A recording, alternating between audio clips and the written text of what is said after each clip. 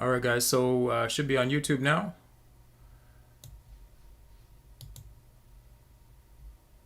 All right. Cool, cool. And I'm going to share my screen.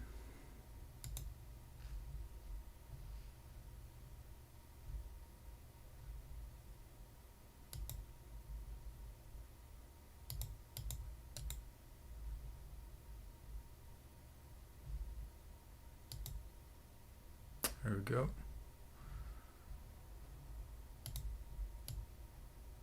All right. Okay. So what's going on?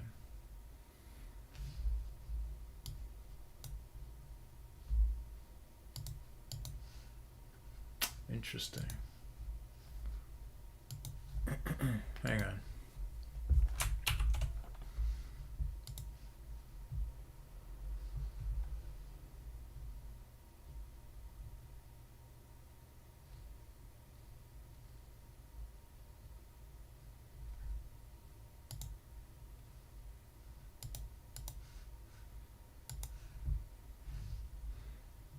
Sorry, guys.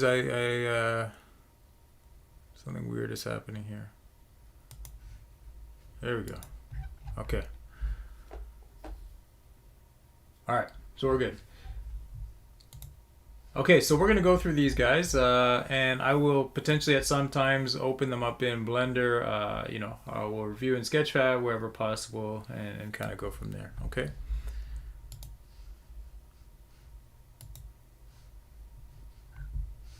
All right. So Nazifa, we will start with you.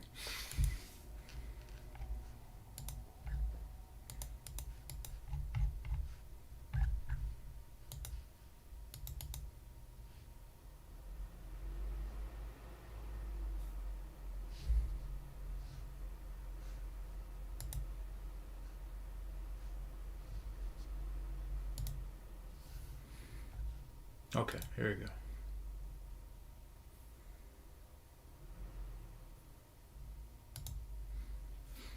All right. So not bad. I think this looks pretty good. You did a really good job on the textures on the ground. If I press 5 here to bring up the wireframe, I'll get a good sense of how you set this up. So I have a few questions. For the ground here, you have these individual squares, which is fine, but I wonder if it's necessary. Because it's a flat plane, you don't have any changes in the geometry, like it's just totally flat plane. You could probably get away with just one big kind of square polygon here at the bottom. Here you have some n-gons on this rug. So you'll want to have a series of triangles coming to the center, or you want to join these spans across like laterally or this way so that you can kind of get a bunch of quads. Same thing for the table. Remember, n-gons, we don't want to have n-gons wherever possible. We want to avoid them. The way you have your n-gons, they're not the end of the world, but again, best to kind of avoid where possible. Okay. Everything else looks pretty solid. So here you have the bevels. You do have that hard edge faceted look, which is fine. That might be a design choice. Just make sure that you understand how to turn that off in case that's kind of your goal. Okay. The drapes look great. This is all really nicely done. I like how you use geocards with transparency here to get this extra kind of plant detail. I think a good job there. And this flower as well. You might do what you did with the plants up there and have a kind of a second plane intersect with this first one, so that if you're ever looking at it on the edge like this, like you see both. And same thing here for the fire. I think you did the right thing, like all good job. Looks like you put a light source in there too, which is great. Yeah, I think for the most part, I think you're really on the right track. You're on your way. For these picture frames, I would say it looks like actually the geometry here could use some work. It's just like you have some cubes intersecting each other. This is not an optimal way to approach it. Same thing here for this TV. You'll want to make sure that you understand how to make that simple model. So it's a fairly simple model, and actually let me show you how I would do this. Let me download this project in. Do you have the blend file? Yes, okay. It's above. Like, Okay. Yeah, the I blend got file it. is right there, yeah. Yeah, okay, so oops, second year.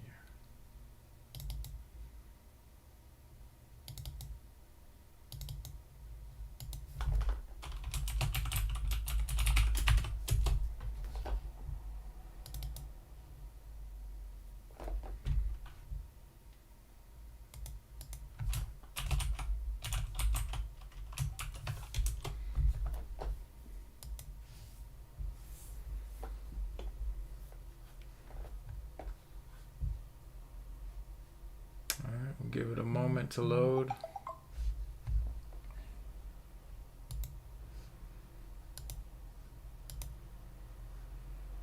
Okay, so in terms of overall composition and appeal, I think you've done a fairly good job. I think the lighting and all that is great. So what's happening for me is I don't have the textures attached.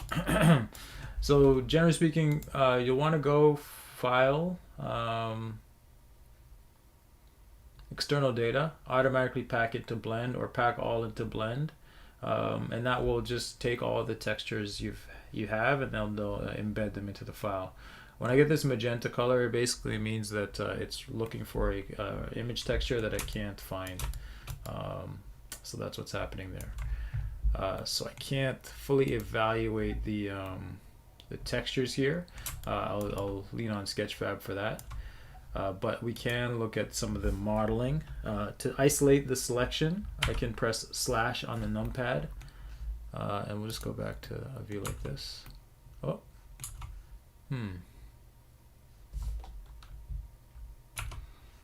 Okay, so I just got the picture in the back.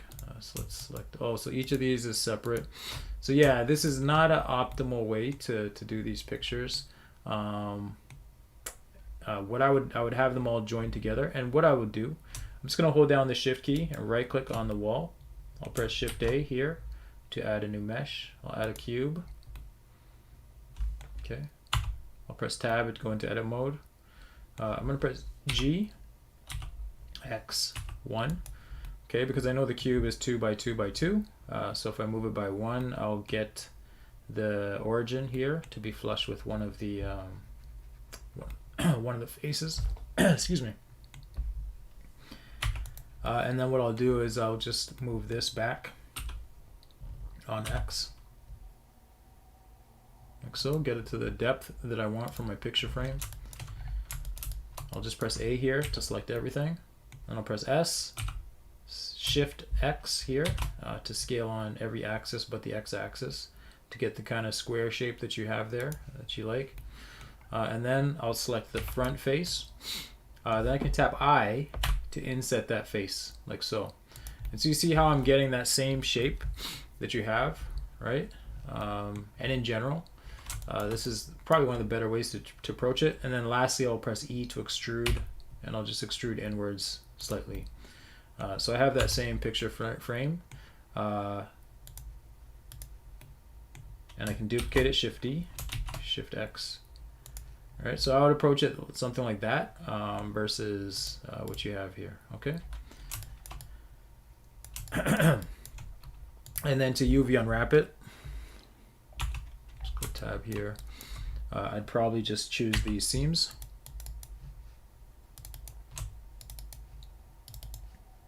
I'll press slash on the numpad just to isolate this selection so we can see what we were going to wind up with. Okay, I'll just select each of these front ones here. Okay, I could probably also do this, each of these as well. Okay, I'll press Control E, mark seam, You could also right click in edge mode and mark seams. Alright, and I'll press A here. I'll bring up a UV image editor. So you can just see this is, because it's a cube, started as a cube, we got our default UVs, but we want a more specified UV unwrap. So with these seams selected and with my whole geometry selected, I'll press U, unwrap, and I get something like this. Okay. The layout's not the greatest. I'll want to kind of organize things better. So just rotate that by 90 degrees.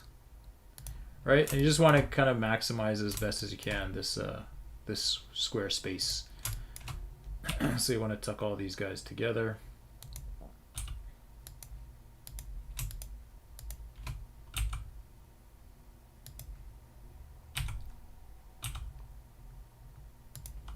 And then just uniformly size them up like so, right? So it's still not perfect, but it's a lot better. It's not too bad. If we were going to prioritize like space anywhere, we'd probably prioritize space here on whatever the picture is going to be. And you actually, because we'll never see the back of this picture, you could probably delete that face. Whoops. Delete that face, right? Assuming you'll never see the back. If you're never going to see the back, or if you want to have a picture on the floor and you can see the back of it, you could do it that way. But now when I do it this way, I free up a lot of UV space. So if I press U, unwrap, then I can just, again, find a way to organize these.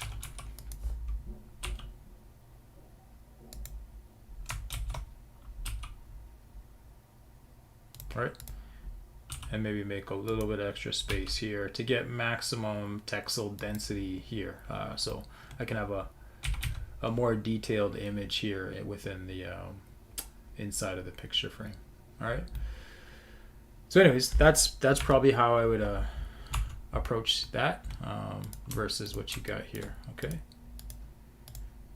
And again, this is something that I anticipate others have, done the same kind of thing.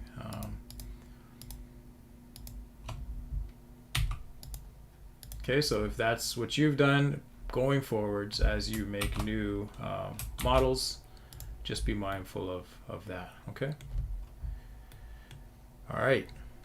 And then these tables. So if I select the surface here, I can press Control F to get my face options, and we can do something here called poke face, and that basically gives you your triangle fan, right? It gives you all your different triangles, so it gets rid of the n-gon. Okay, we want to do that on the top and the bottom.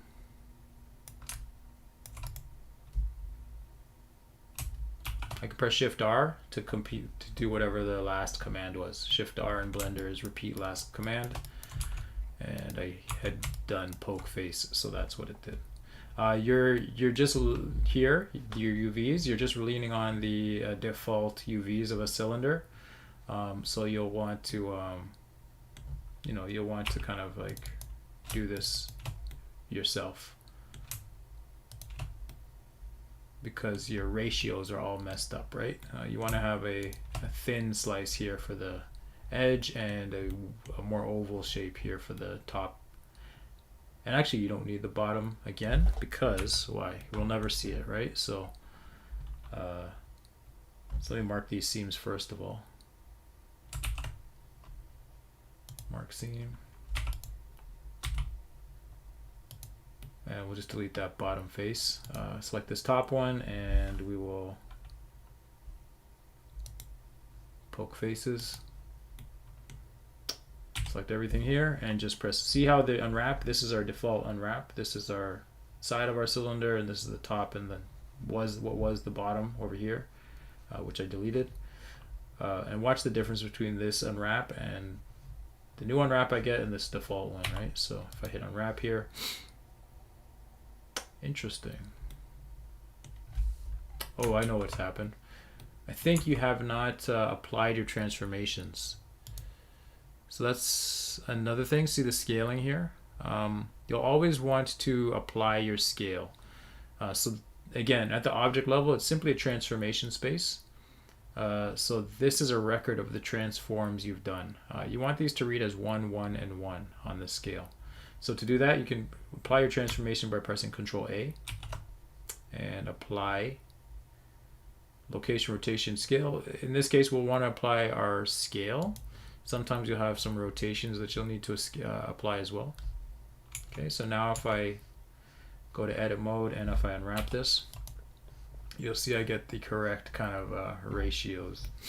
I get the thin sides and the more oval shaped top, right? Okay.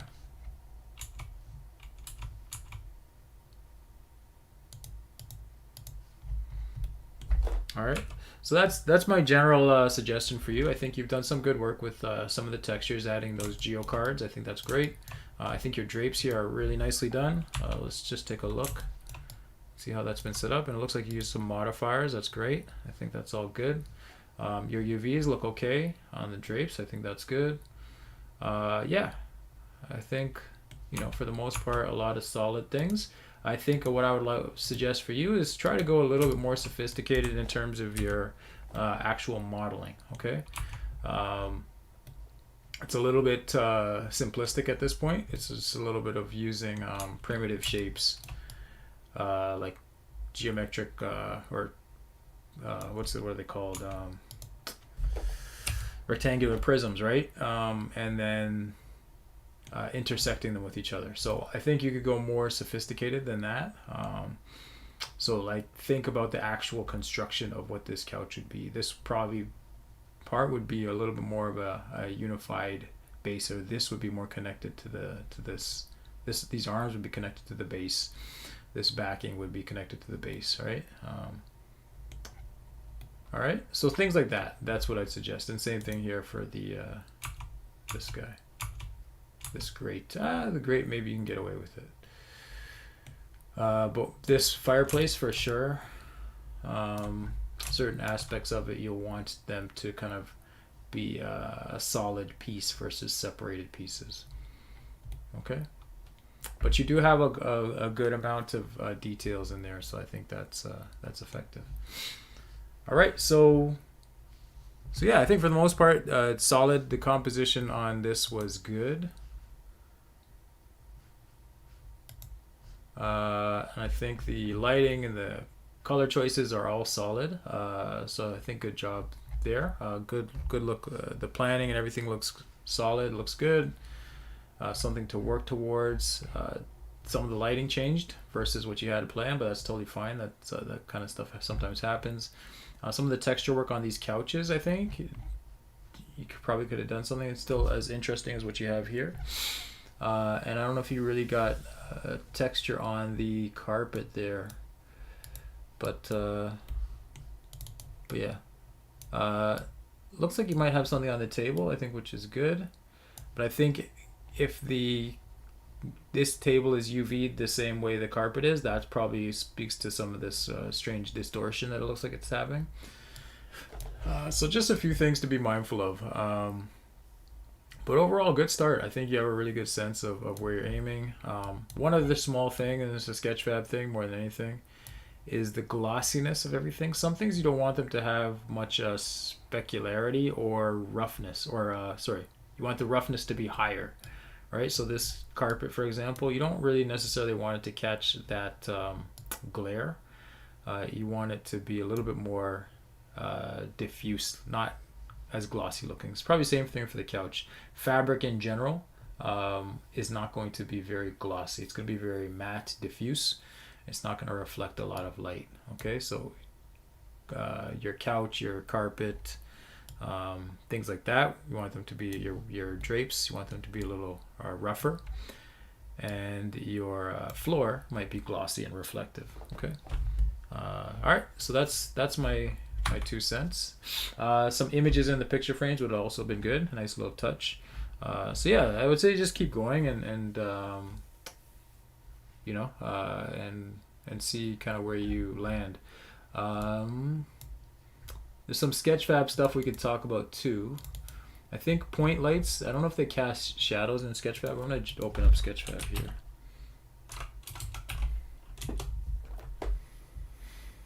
And I might not take as long on each of the submissions, guys, but I think when I see an opportunity to cover things that might be issue for a lot of people, I will go a little bit more in depth.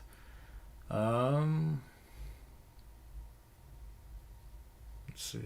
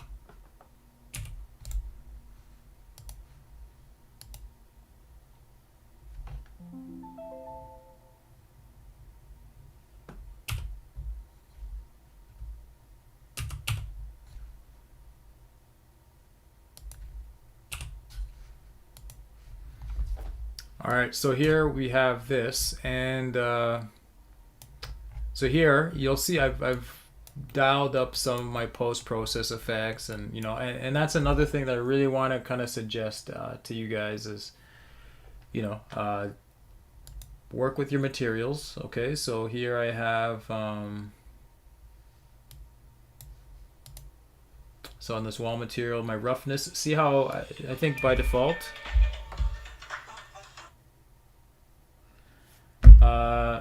see how by default it would be like kind of a glossier material, maybe somewhere in the middle, right?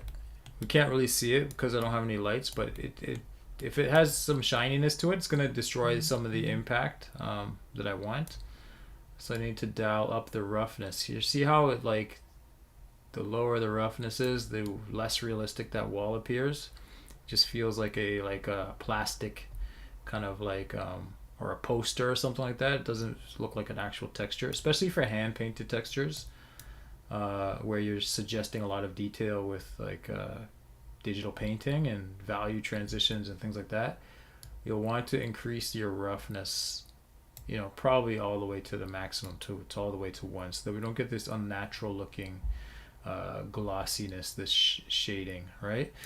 And I've probably done that here for my ground as well. Yeah. So if I turn it off, right? See how like unrealistic that makes the ground look now? Like it totally destroys any illusion that I might have been hoping to convey. Right? Just like a plastic floor that's reflecting the environment. So I turn the roughness on that all the way up. Okay.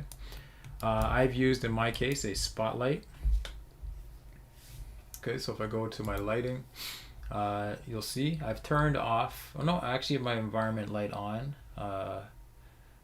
but I've adjusted the brightness. I turned the brightness down. For some of you might want to turn the environment light off completely and just rely on whatever lights you can kind of put in here. So see the difference? If you turn off all these lights, you're like, why is my scene still lit? It's because you have this what's called image-based lighting. So it's going to have a 360 dome of an image simulating the lighting of a particular space or environment using a high dynamic range image. Right, so this is what my scene would look like if I was in this kind of Tokyo big site area or whatever it is, and you can adjust the brightness here. All right, but in some cases you might again want to turn this off completely and rely simply on these light sources that you can bring in, right, where you can have a little bit more control over how much light things receive and what color that light is, and all those kinds of things. All right, but Nazifa, the thing that I was going to mention to you, and I think this is probably applicable to a lot of you, is shadows, right? So see how cast shadows here is turned off.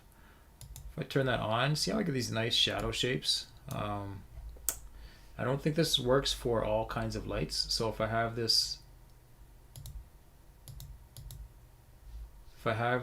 to a point light, I don't think shadows work for point lights. Yeah. Okay, so you'd want to switch it to a spotlight. I don't know if hemisphere lights. Yeah, looks like hemi lights are also limited. Directional lights should have a cast shadow as well.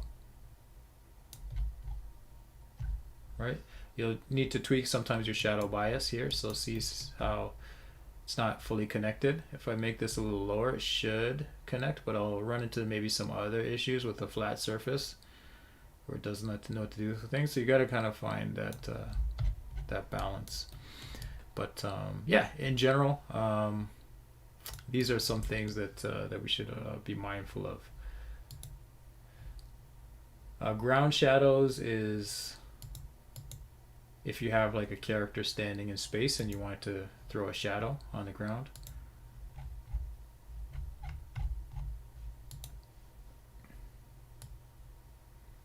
Okay, so just kind of going back to what I had before. So I'll get my spotlight back, turn back. Oh, I didn't have a directional light, so I can turn that back off. But I've introduced this this shadow shape, and I mentioned it in the supplementary video I posted a few weeks ago, but I'll mention it again.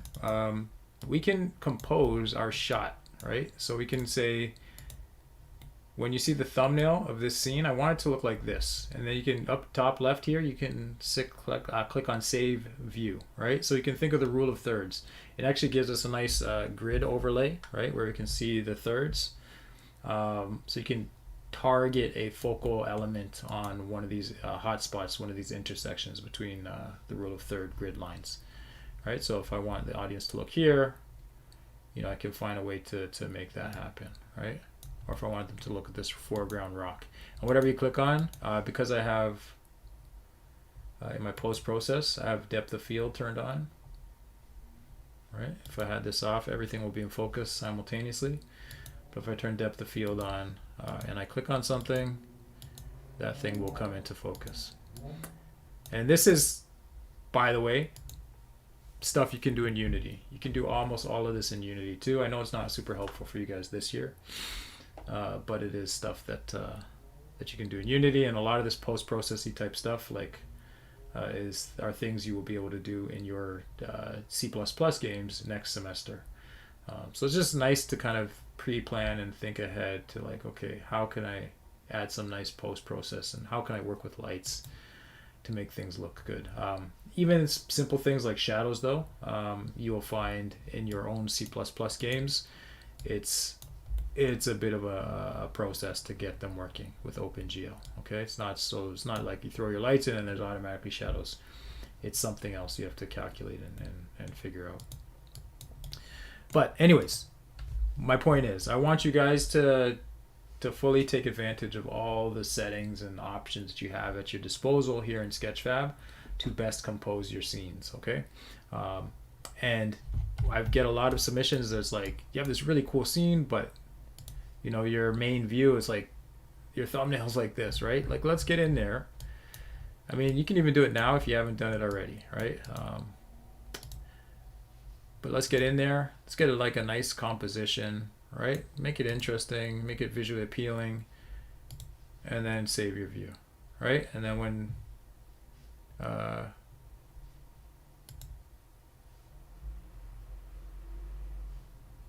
you load it up, right, it'll jump straight to that view. It will have like a nice initial composition, right?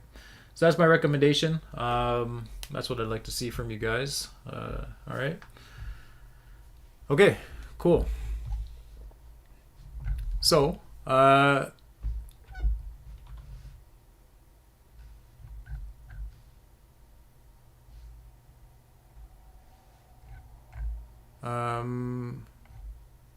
let's go to the next person.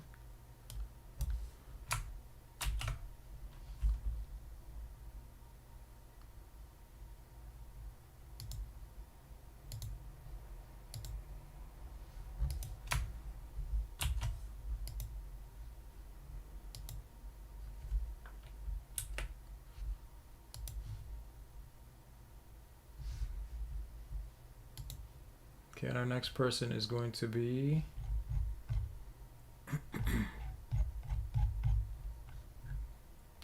Jonah.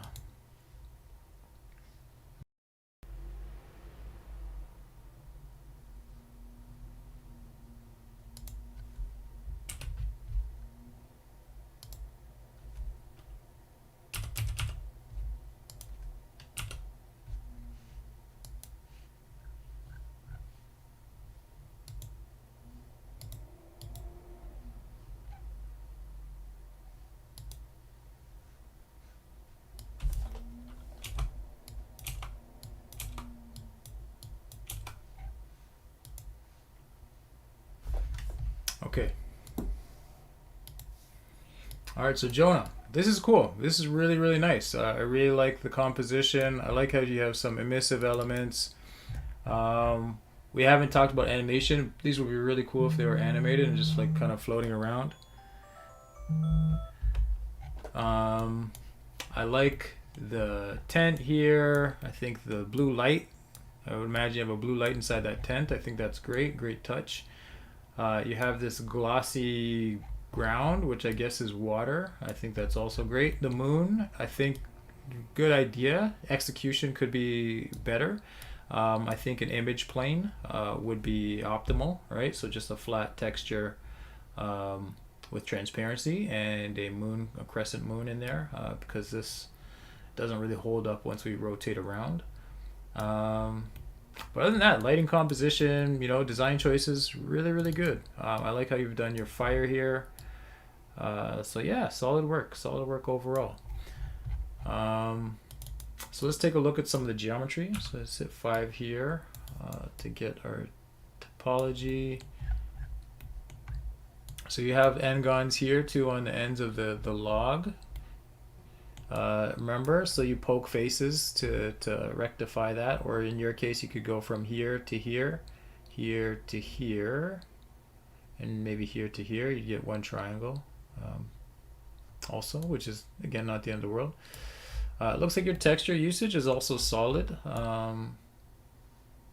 So let's take a look at the file on Blender. Because you'll never see it, you could probably delete these faces at the bottom. Again, just save some of your UV space texture budget, right? So you could reserve it for other things. But overall, looks good. Looks good. I like how you use the post-processing effects and everything like that. Also, I think the only suggestion I'd make is I don't like how this has such an abrupt cutoff. So I think the big thing for you is understanding alphas and how to use transparent textures. So this is something that I was hoping to cover with you guys, but we'll just cover it quickly now.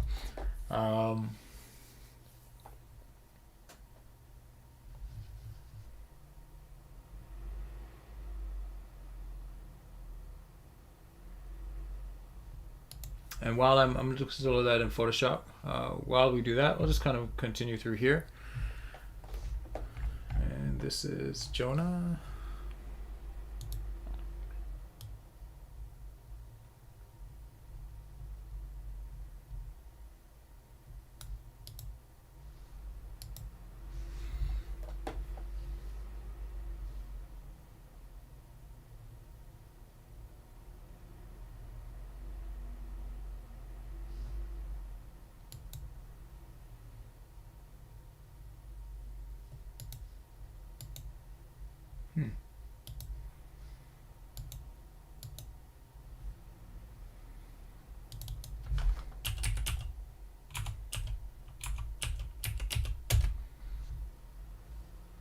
Okay, so I'm just going to double click here, make a new layer, and I'll delete this layer 0, right? So I have a transparent background. And to get like a nice transparent texture, all you have to do is I can get like a gradient. I'll go for a radial gradient here, and I can simply just kind of go like so. Let's keep doing this a few times.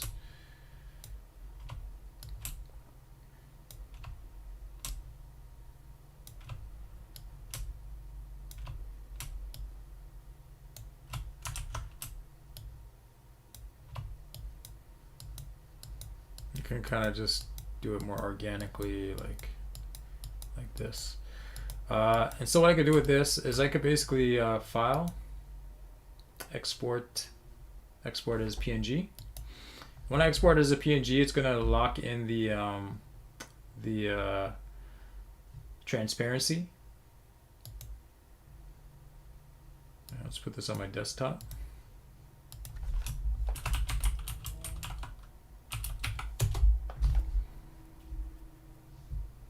Okay.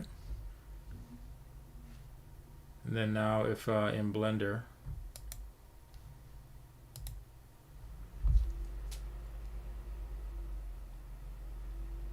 excuse me. Let's say in Blender, say this plane here. Let's just look at the UV on this plane.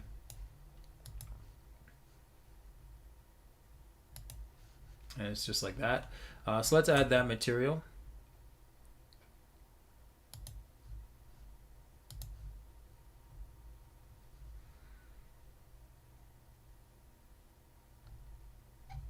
And I'll add it to my alpha here.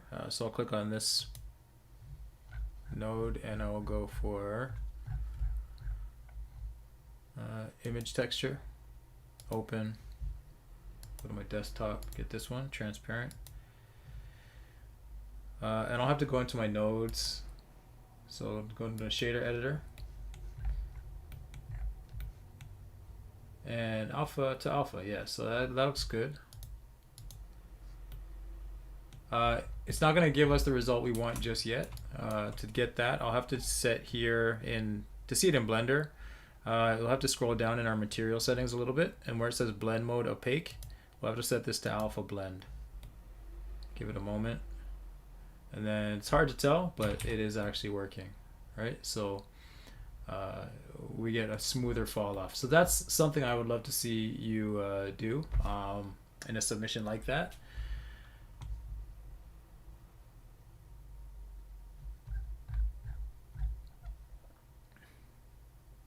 I'll just adjust the roughness as well. All right, so we get that fall off. And if I change the color here, we can kind of see that it's a little nicer. So you can see how we can have like a fake, a better kind of like overall composition there, right? So if I were to upload this to Sketchfab, and I mentioned this to some of you, I mentioned in class, but I'll show you. We can go File, Export, and if I export this as a GLTF, it should contain all my textures as well.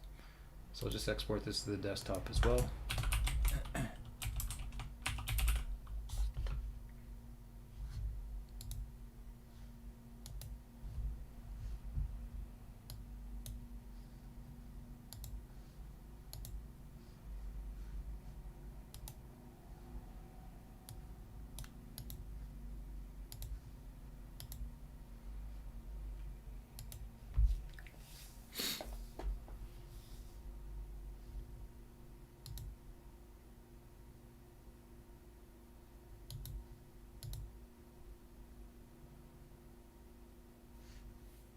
Let's give it a moment.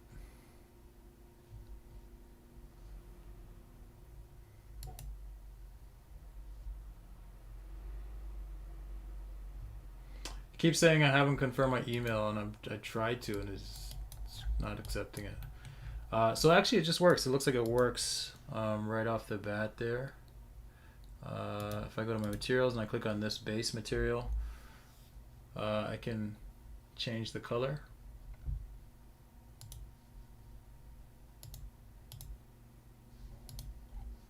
Something like that. And I can go to opacity. Opacity's on. And I think the only thing that I have to be careful of is that my texture doesn't hit the edges, right? Because it's hitting the edges, I get this sharp transition from semi-opaque to no texture. So it destroys the illusion that I'm going for. But in the places where I don't have that, it actually works pretty well, right? So that's my recommendation. I think that would be helpful to you, and I think that would be helpful to a lot of you guys, just to be mindful of leveraging that for just to kind of tie your diorama off, right? So it doesn't have like a really abrupt kind of ending. Yeah, and what basically it's doing is taking a image here. So if you wanted to do it just like manually and add your image, you could manage your textures and you would add a texture. In this case, your transparent texture, and you have to tell it how to look at that texture. So format, you could say alpha or you could say luminance. So it can also understand a black and white image. And I think with the black and white image, where it's white, it will be opaque, and where it's black, it will be transparent. Or you could just take the alpha from the image, in this case a PNG, which has a baked in transparency. So it's just leveraging that. All right, so that's my recommendation to you. I think that would be a good way to handle kind of this this fall off over here. Or I would make this plane way bigger, and I would probably do the same thing, like I said, for the moon there. Okay, and I'd make that moon emissive also.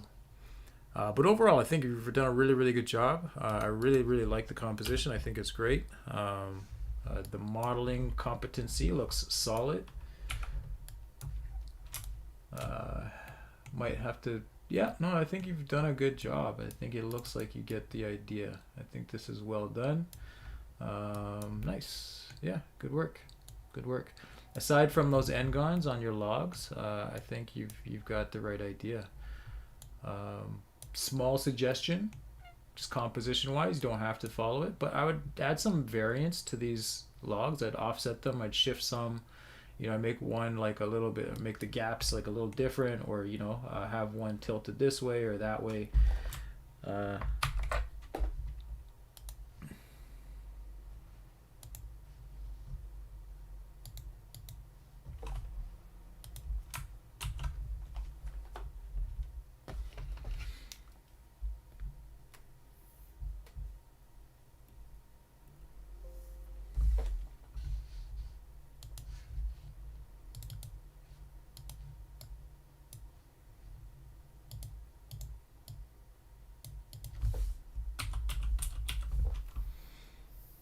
So I'd like kind of, get some variation going like that. Maybe one is like jutting out a little bit further.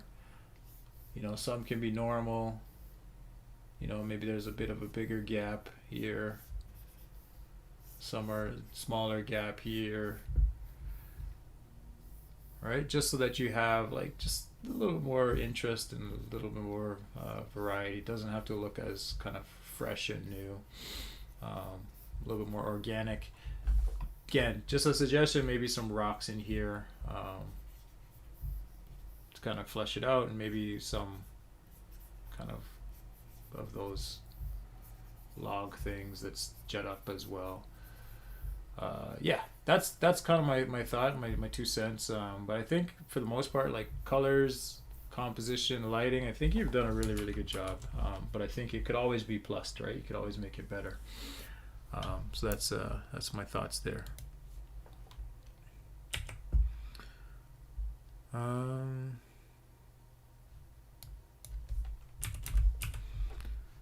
Textures, trying to look at.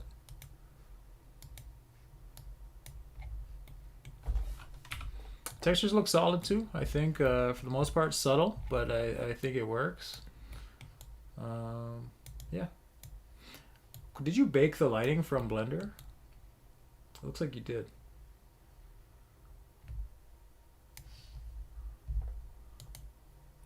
But yeah, I think good work there.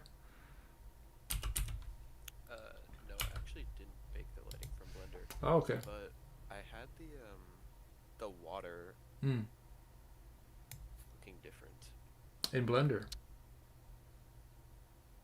I see. Yeah, there's going to be some things that you can do in Blender that probably aren't as easy to replicate in Sketchfab. A blend file, and sorry that I'm talking slow. I'm waiting for the delay on YouTube to No, I get it. so Yeah, I yeah. can actually hear your response. So okay, I'll open the blend file. Sure. Okay.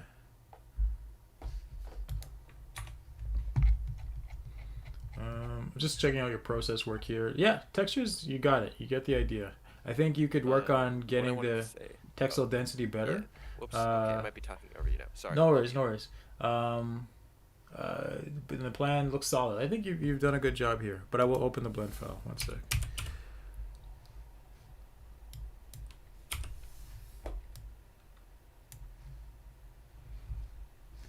All right, so let's grab that blend file.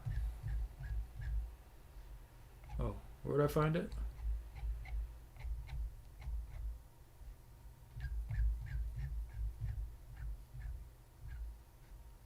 Or do I have to download it? You might have to refresh for the blend file to show up Oh, because I okay. just added it like Oh, an hour I see. ago I see. when you were going through the Zifa submission. I see. I Okay. forgot to add it. Okay. Just refresh the page and it'll be right there. Okay. So it's just saying, okay, there we go.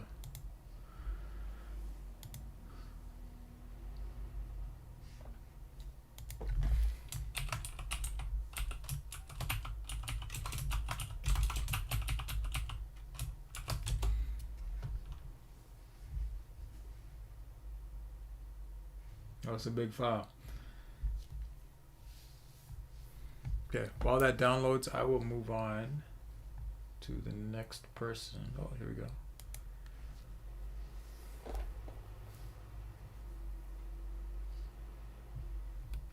All right.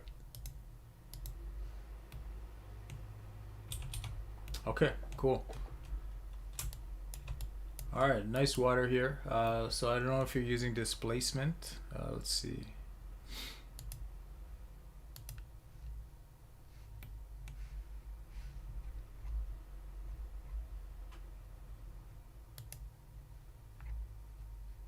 Okay, yeah, so you got this guy.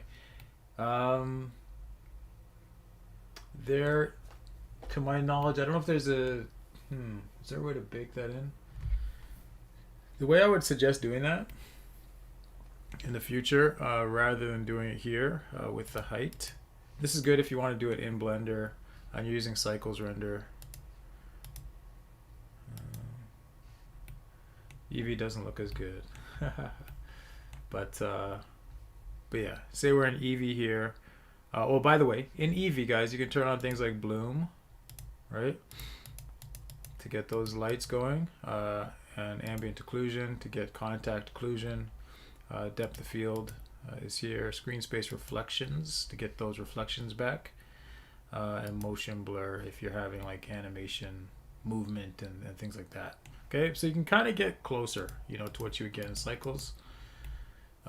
It's not going to be as good, but you can get closer.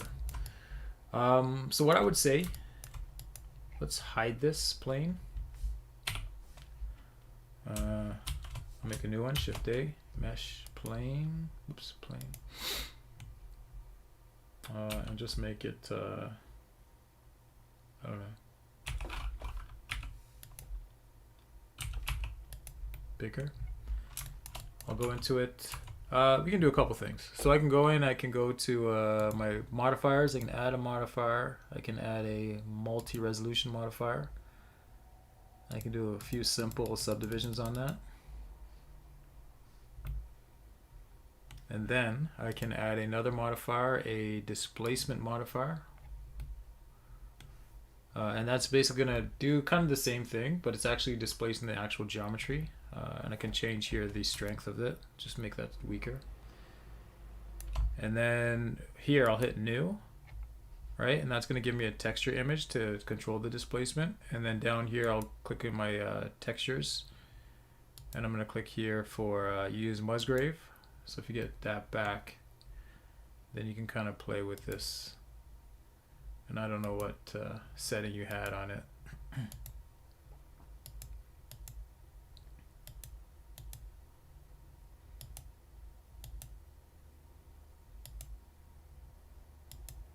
But you'll find one, and we can kind of play with the parameters.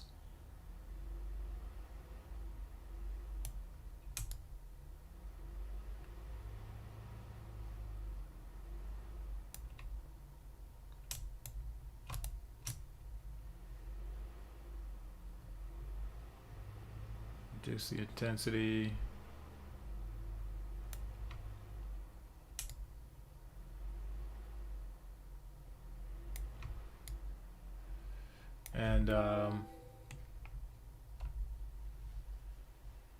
I try to get in the back in the right spot, but yeah, 1 is too strong. 0.1, and just play with the mid level here, just to try to get it back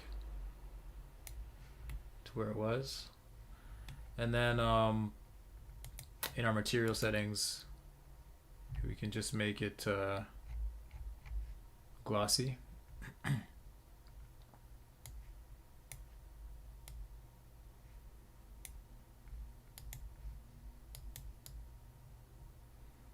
Darker.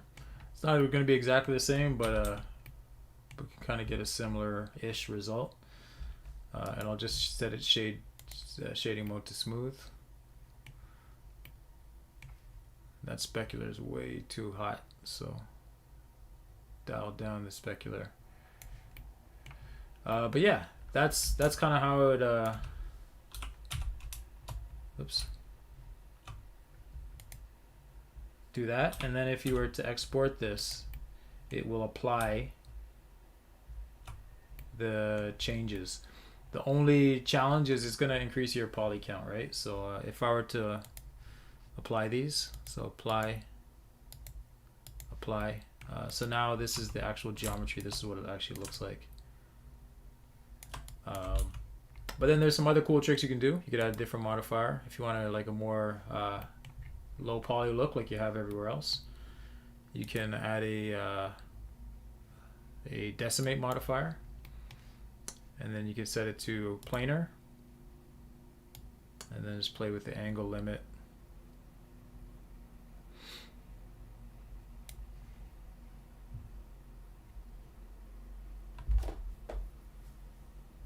And I think I just asked too much. But basically it'll facet, and it'll kind of like chop things up, and wow. I don't know what's going on with my computer, but it needs a tune-up. I'll let that kind of work out itself out for a moment.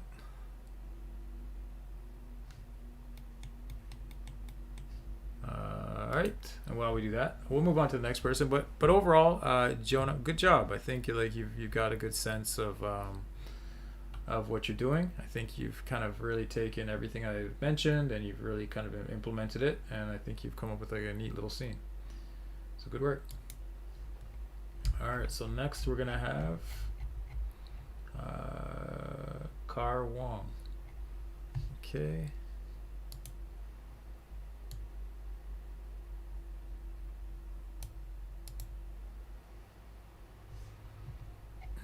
All right, so take a look at this. All right, so what I would say to you is not bad. I can kind of see where you're going with it. I think the suggestion I made before for having like a nice fall off, or a nice transition from the ground to like whatever our background color is, I think I'd be more deliberate with that. Maybe take advantage of a alpha transparency, right? I think you have a sense here. I would love to see maybe a little bit more attention to detail here in the texturing. You can go for a nice cursive font. I think that's great, but you can always go into you can get actually a real cursive font in Photoshop and utilize that and use that in your texture. It makes a big difference. So you could basically just say, what was the name?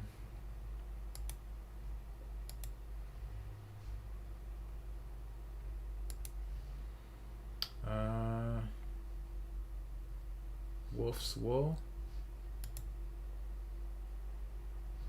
Yeah, so then basically you could get a nice cursive font, and man,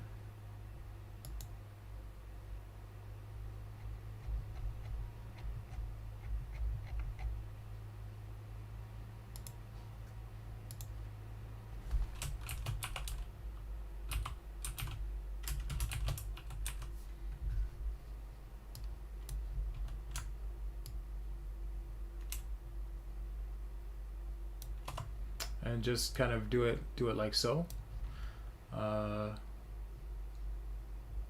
You know, and if you don't like that, you could always, you know, audition different versions. I would strongly recommend that, you know, unless you're gonna really take the time and kind of meticulously kind of paint it out and do it carefully. And then same thing for the clothing textures and the things you have in the store. Wow, guys, my computer. I thought my computer was decent, but it's not cooperating. Let's close this.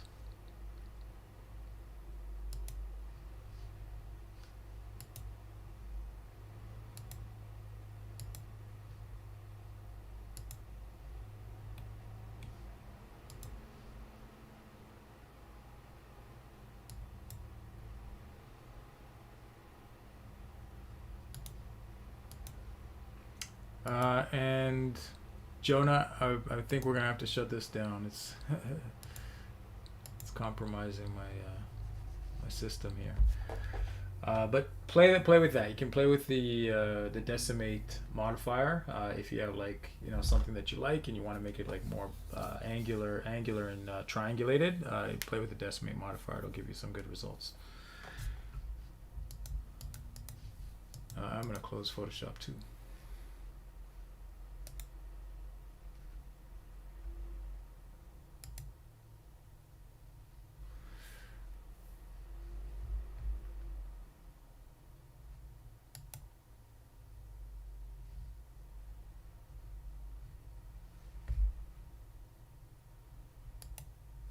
All right. So yeah, so that's my suggestion. But it looks like you understand how the UVs work. I think that's good. It looks like maybe you've kind of used some of the default UV shapes, and take the opportunity. Like, you've done it with the floor here, and I think that's great. But take the opportunity to kind of really lean into like doing interesting texture work for, say, the sign, you know, and other things. And I'm not seeing those textures here, so just wondering where that is. But yeah, and then for your P's, okay, lively, fun, lighthearted, comedic. I think that's coming through, so I think that's good. But I think just work on some of the execution of it a little bit better. I wonder if you have shadows here. Shadows probably would help too, like some kind of shadow from the character onto the ground. It just helps set everything into the space and helps to fully integrate everything. So maybe it's a directional light shadow or a spotlight shadow, or what have you. But I think those are things that I would investigate and explore. But yeah, I think you got the fundamentals. I think the composition of it could probably use a little bit more, a few more iterations, and kind of a little bit more exploration to kind of get it really kind of where you are happy with it. And it could just be partially working in Sketchfab. What I do like that you've done, I like how you have this flat gray, light gray backdrop. I think that's really effective. It sets the ground for a really interesting stage, and it helps us to focus really into what's going on here. But I think missed opportunity in terms of like really getting this scene to be like as alive as it could be, right? So that's what I would suggest. Think about more specifically, what does this store look like? You know, is there a door? You know, are there racks of clothes? Because you could have like a box here. You could have depth here, and you could have image cards of clothing, right? And racks. So you could kind of have that sense of there's kind of lots of elements in this clothing store. And then find a good way to kind of tie things off. So maybe there's a part of the wall, right, where the next store is going to be. Maybe there's a trash can, right? So it kind of feels like abrupt and not fully realized. So that's my feedback. Okay, but solid start on the fundamentals. Let's take a look at the geometry. Nothing super complex here. Not too bad. I would like to see this bench all kind of integrated, one unified piece. cushion here looks okay. Yeah, and then these guys are just kind of simple primitive shapes. So I'd love to see a little more complexity here as well. I like this guy, simple but effective. And just trying to look here. Okay, some interesting stuff going on with the geometry, where it moves from higher polygon to lower polygon, which is okay. I'm not sure it's fully necessary, but it's okay. I'm curious to see how you did these arms. Yeah, it's not too bad. Yeah, see if you can be more optimized with these arms too. I don't know if you need as many spans as you have here, to kind of get that simplistic effect. But yeah. All right. Let's see if Photoshop is going to cooperate.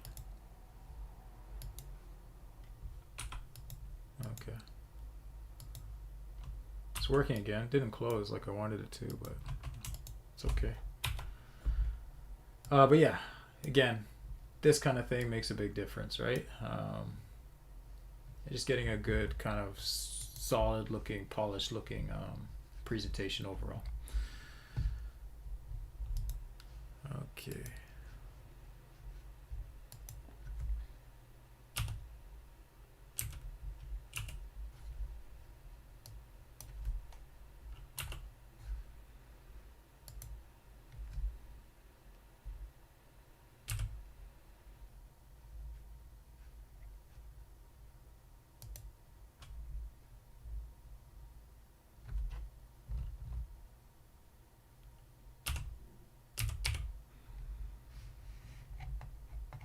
Okay, good process work. But look more at your reference. Okay, so just really look at the reference. Try to get as good reference as you can.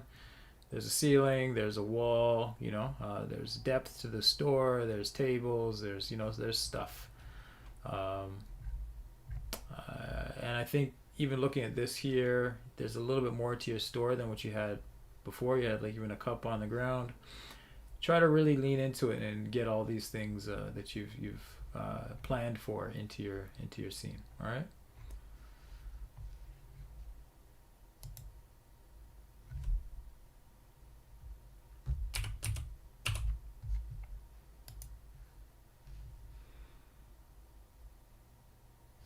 All right. So next up is going to be Ryan Yee.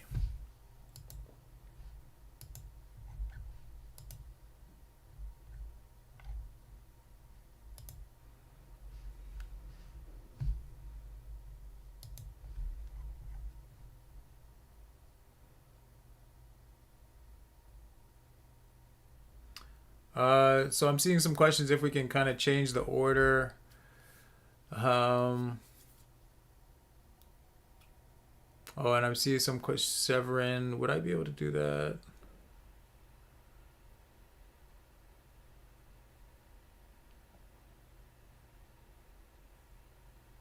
So Severin, I don't know who you are. Like, I don't know if I was looking at yours, so I just don't know names in. Actually, I'm shivering, Gavin. I'm just on my not school account. It was the default one that opened. I see. I was referring to the log, Oh. The doc that I made. Yes.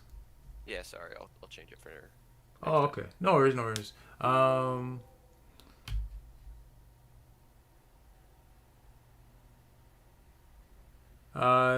So yeah, no, you wouldn't be able to really take advantage of that with the array modifier. There's some tricks you could do. You could do a few, right, and arrange them, and then put the array modifier after.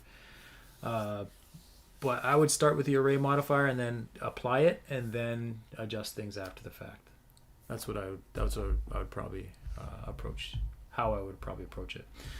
In terms of changing the order, guys, I apologize. I'm probably just gonna go in the order that we have things here. I was hoping I could, change this to be alphabetical, and maybe I can if you guys can kind kind of break that down for me. But I don't know how. If I could change this to be alphabetical, I would.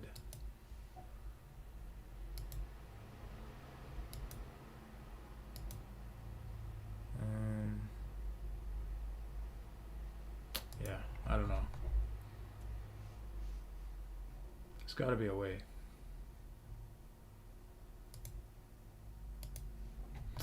I do not know. All right. But again, as I do this, pay attention. There will be things that you pick up from me talking about in somebody else's submission that you can absolutely apply going forward in your own work. Okay, and that's the whole idea. So I'll try to be as thorough as possible. Okay, so Ryan, let's take a look at what you have.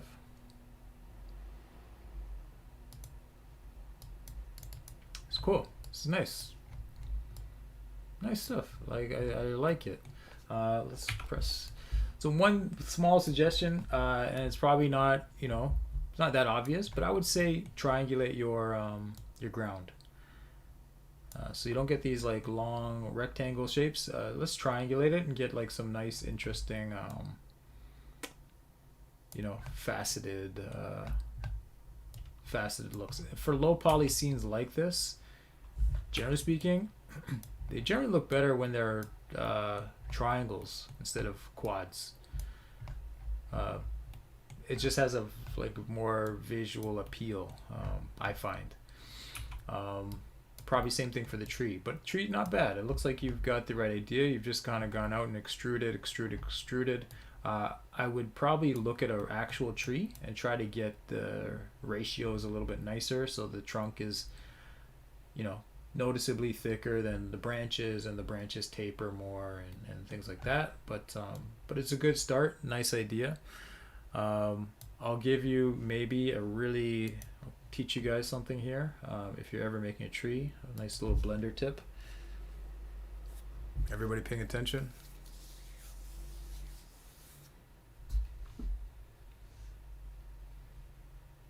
All right, so there's a cool modifier called the skin modifier, and I'll start with a mesh. I'll start with a plane. I'll tab into edit mode, and I'll just press M with the whole plane selected, and I'll just collapse. All right, so it's all just one point, and I'll just extrude that point. Go into vertex mode here, select that point and just extrude it up. And if you remember, we can hold down Control and right click to kind of get new extrusions.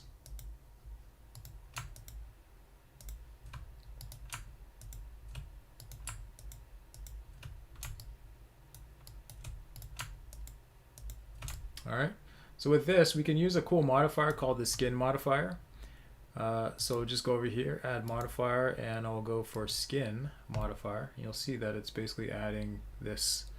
And maybe this is what you did. I don't know. Maybe this is what you did already. But we have this, and I'm going to tab into edit mode. Whoops, tab into edit mode. Press Z here just to kind of go into wireframe mode. And with the skin modifier, we have to set a root. Okay, so to see this dotted red line, this dotted red circle, we'll mark the root to the bottom. Okay, that's generally something we want to do. Then you can press Control A to make something bigger or smaller. All right, so you can kind of go in and just change the scaling of some of these different points.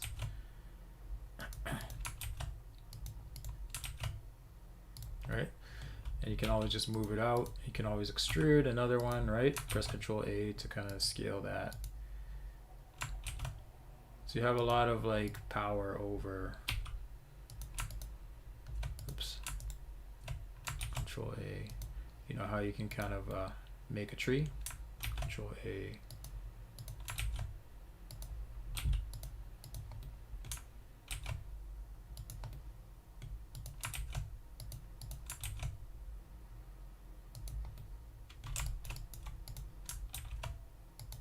And of course I can select multiple, right? Simultaneously, and just make them all small at the same time.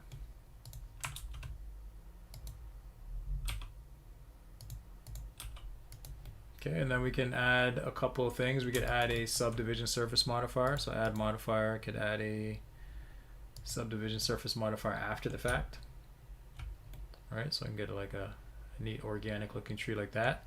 But watch what happens if I put this subdivision surface modifier prior to my skin modifier. What does that do? It actually, what it does, and you can't really tell here, but it actually rounds out some of these forms. So it gives us like kind of like a more organic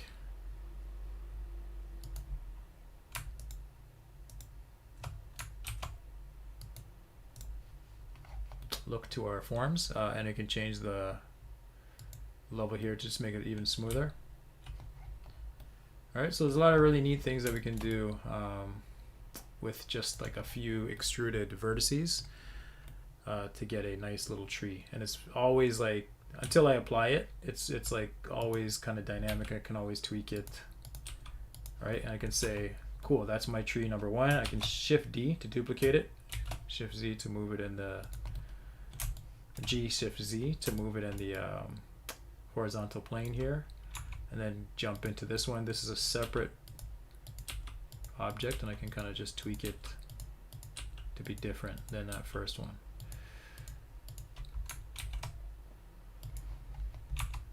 All right, so I can have like multiple trees very easily.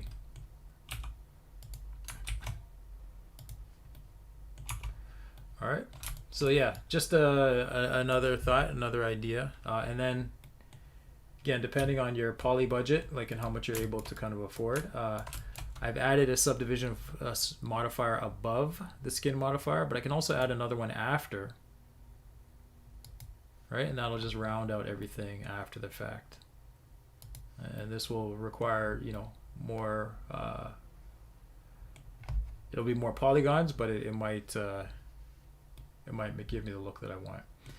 In our skin modifier, we have this checkbox here for shade smooth or smooth shading, so we can get that non-faceted look as well.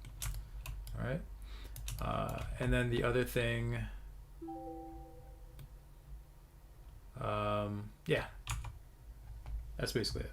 Actually, while I'm here, I'm just going to talk about one other thing. Oops. In object mode, I'm going to add a plane. Let's make it big. Just going to tab into edit mode. I'll press right click here and I'll subdivide this multiple times. Okay, and I'll just turn on proportional editing up here, right? I can also press the O key to turn that on or off. And I can use my mouse wheel to change the influence.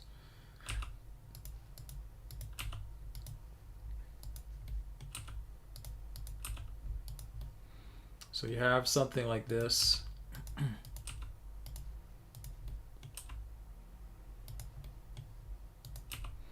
What I'd suggest is going in here, add a modifier. You can add a triangulate modifier, and see how it just looks like way more visually interesting with those triangles versus the quads. Let's turn it on and off. All right, so that's what I'd strongly recommend for those low poly kind of scenes that you guys are doing. Don't have to, but it's just a suggestion, something to be aware of, something to consider. And then the other one I was trying to show before was the decimate. So if I use this and I set it to planar, I just adjust that, so you'll see how it starts to simplify and knock out some of these polygons. I do wind up with some n-gons, but I can always add another triangulate modifier after, right? But yeah, it's just kind of a neat way to kind of get an interesting effect. And it's always nice that this is non-destructive in the sense that I can always go back and, you know, tweak or edit and then see what the impact is. If I don't like it, I can turn off the the modifier or disable the modifier. All right. So anyways, that's what I was suggesting. But the composition, I gotta say, I really do like it. I think it looks good. I like the color choices that you have. I like the textures that you have. I think the distortion on your texture is problematic. So it looks like you started with maybe a regular plane, and the UVs are like just projected from the top. And so as the textures get to here, they start to stretch because the UV space is very compressed. So what you'll want to do is, after you've kind of done all of this, right? If I look at my UVs, it's just going to be a regular square shape. Right, see, I was just arranging a regular square shape. But I probably want to kind of go in here and I just unwrap again, and so that I get some of this distortion more so taken into account. And that way you'll get a better, less distorted projection on your textures. Okay? Cool. Planning looks solid. I like the textures. It's all looking good. I think the big feedback thing is, yeah, so see how this, you just have the regular square. I can tell that your UVs, you didn't really kind of change it. So because this is on a slope, these parts here, they end up getting really stretched and distorted. So that's something to avoid. Let's look at it one more time. So your focal point is this blade. It may or may not work for your scene, but I think it would. I think like a spotlight right here, right, with shadows being cast would really draw attention to this blade, and maybe finding a way to add emission or bloom to the blade, I think would also kind of really help. I would take this wood here and dial up the roughness, so the roughness is not so it doesn't look so glossy and shiny. Right, we're losing the wood grain, because if we see this reflection and it's wood, we'd expect that the reflection would reinforce that wood texture, but if it's not, it destroys the illusion. So yeah, so just be mindful of that. If there's like no normal map, or what's called a roughness map, and you're just leaning on the diffuse texture alone, I would just put the roughness all the way max it out for a lot of different things, and that will just give you a better result. But other than that, I think compose well. Watch out for your brick here, your floor. See how we are seeing just a mirrored image. This, seems like you could probably get away with it, but you actually can't, and it breaks the illusion. It starts to kind of look like draws our attention away from whatever the story is you're trying to tell. So find a way to make sure that this has like the same kind of like back forth zigzag kind of pattern that we established elsewhere. Other than that, I think you've done a really good job. I think it's looking good. Same comment as I've given to other people. Find a way to transition out to the off geo better, but overall, for the most part, really solid work. Good job.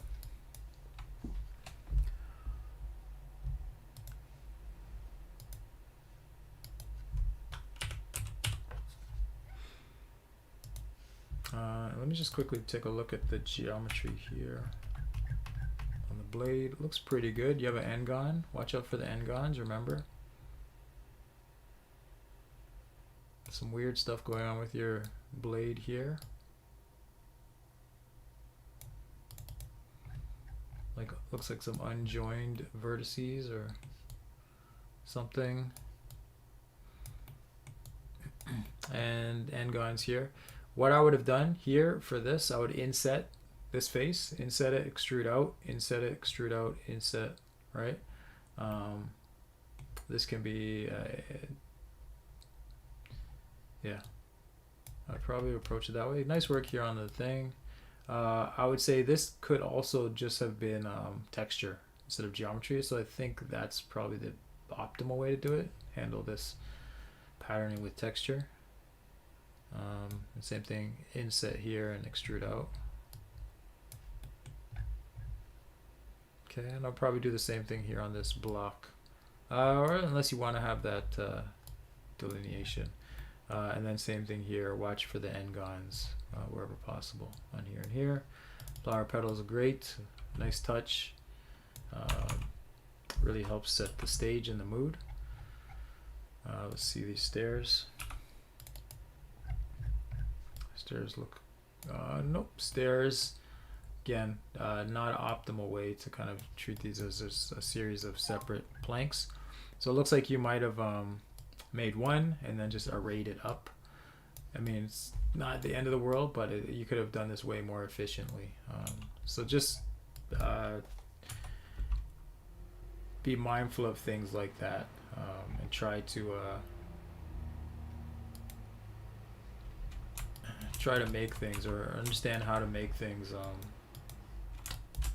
kind of as unified elements. So Shift A, Mesh, Cube, Tab.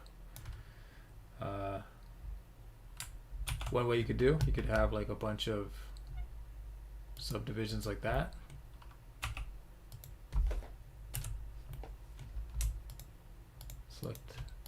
Select here, and Shift and Control select here, and then extrude up by like a controlled amount. So let's say EZ 0.1.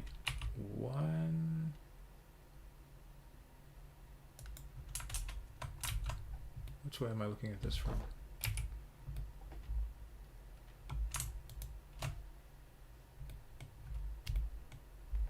EZ 0.1. Oh, I don't have to press Z, sorry. Okay, I'll drop that selection. I'll press Shift R. Drop that selection, Shift R. All right. It's not quite as simple, but it's fairly.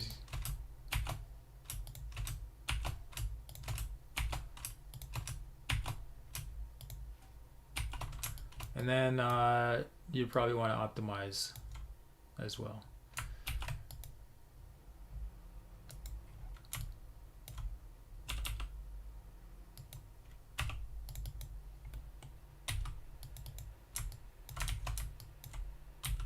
So delete those faces. Hover over this, press L to select anything that's linked. Press X, delete those faces. And this is not ideal. We could probably. Ryan would like to tell you to open the blend file because he's on his phone and he can't say it himself. So sorry. Oh, okay, no problem. Yeah, I'll do that. Thanks.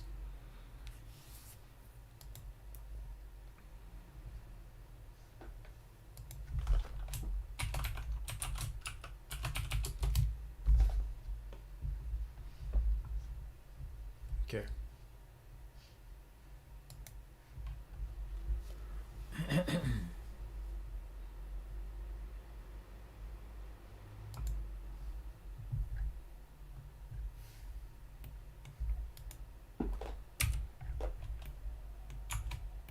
Okay, so it looks like yes, using an array modifier. So yeah, so there's a good start. It's kind of a good way to plan it, but ultimately you need to kind of you'll want to tie things down a little bit more. And so some interesting things happening here. I don't know exactly what this all is. Oh, lights. Looks like lights.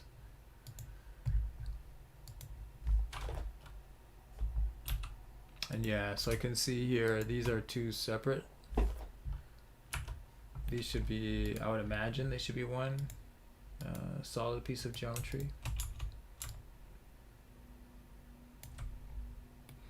And just looking at this here.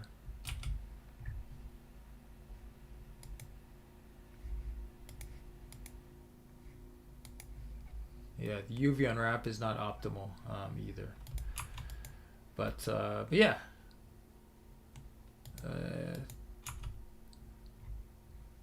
Let's see here.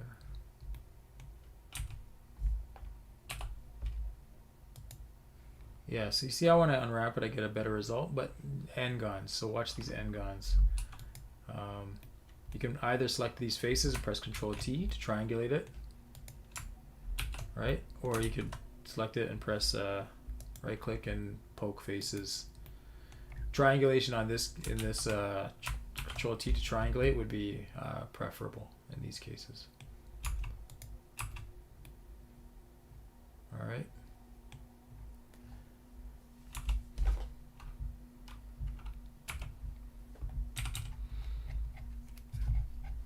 Yeah. So I think a lot of really good things, a lot of good ideas, but still needs some work in terms of just basic modeling and optimization. And that's kind of like the suggestion for probably most of you guys. This is your first model, so I do expect that you're still learning. You're not aware of all the tools that are at your disposal and everything like that. So here, what I would do, inset this, right, extrude upwards, right, and then anytime you want to kind of get that going, I do something like that. And then I'd poke this face in the end, like so.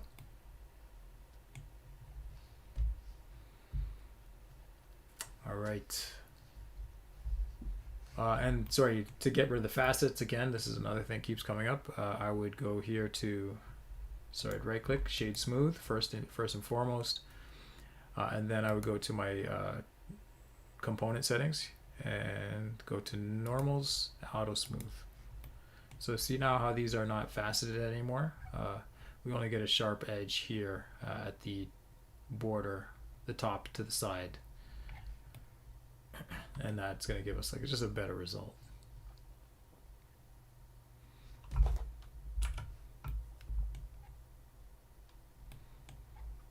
All right, and yeah, here, like I said, I would add a triangulate modifier.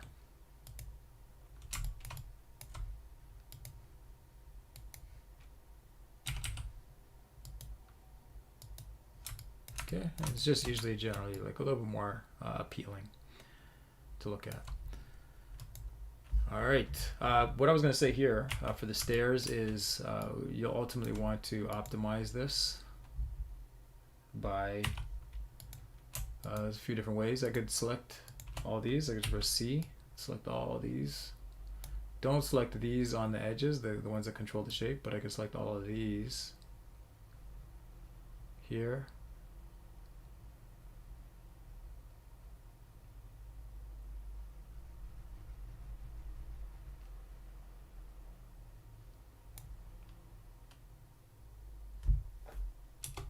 And then I could shift select this one and press M, merge at last, and kind of get something like that,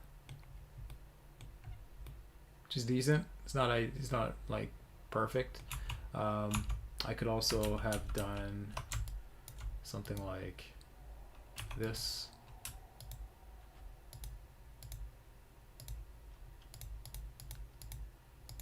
Select these edges.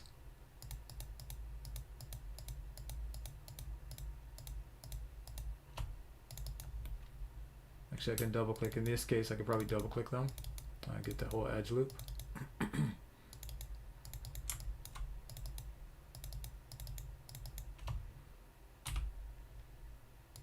dissolve those edges.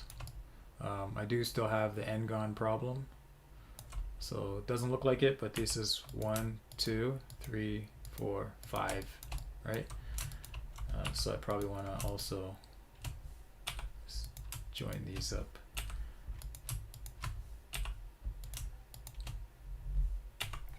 Or something similar, right? But ultimately, you want to find a way to just get rid of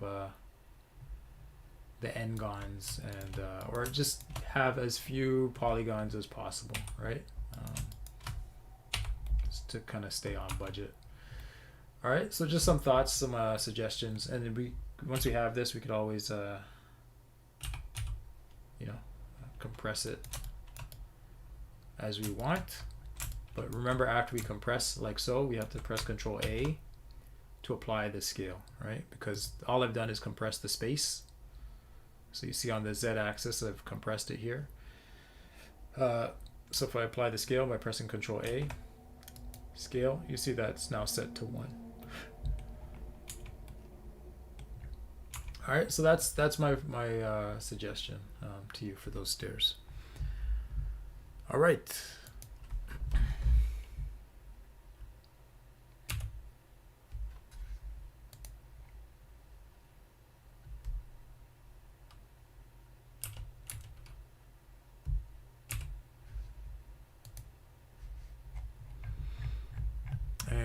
process work is all right. I think maybe even more references would be good. But you've sketched some things out. I probably might plan out the scene a little bit better. But I think for the most part, without as much planning as you could have done, I think you've still come up with a pretty solid overall composition.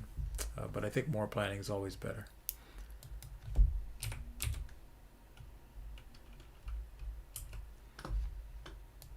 All right, overall, solid stuff.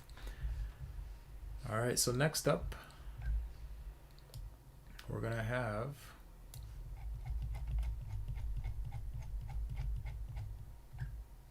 Mohit. Okay.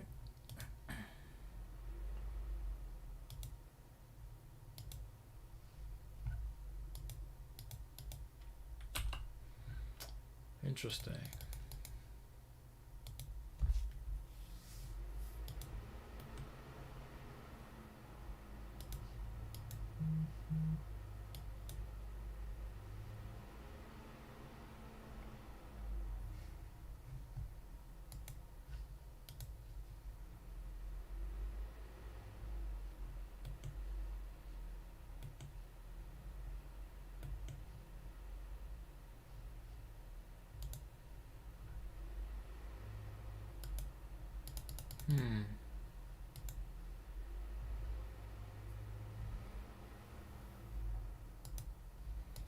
All right.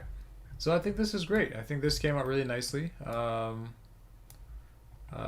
Simple composition, nice central light source, geocard here for the flame. I would again also have an intersecting geocard, like so that we, if we look at it on an angle, we also see it, so that flame doesn't disappear. Trees I think look good. You've reused them, which is good. Yeah, I think the main feedback I'd give you is the glossiness of everything. So just adjust your material settings. Try not to get it so I think so glossy. Let's look at the geometry. It's all looking pretty good. Your logs, watch out for the n-gons, right? So you want to poke those faces or triangulate those faces. Same thing here for these guys.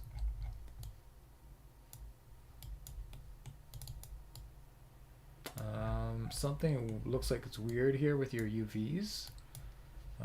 So be mindful of that. And what it looks like actually as I'm looking at it, it looks like you're not relying on UVs to texture this per se. You're more so changing the material. So this is one material, this is one material, this is on this is the same material as this. That's what it looks like to me. I could be wrong, but that's what it looks like. I can look at the blend file and find out. This looks okay. Yeah, I think for the most part you get the idea. I think the thing that you need to work on, some of your textures, like this part looks great. This part is too small. So it's like you have a lot of space for this, so you get nice crisp clean textures. This part's too small or something, so you get like fuzzy or blurry textures, and this part is way too compressed. Right, so you don't have like consistency in the texture crispness. The proper term is textile density. So we need to fix that. So we'll take a look at the blend file and just kind of see where things are. But what I do like is, you have this, it's dark. You do have some ground here. I think that's also nice. Again, watch the shaders. So these things are all glossy looking, and I think the tree, we don't expect to see that. We expect to see for it to be rougher. So just be mindful of your material settings. All right, so let's download the blend file.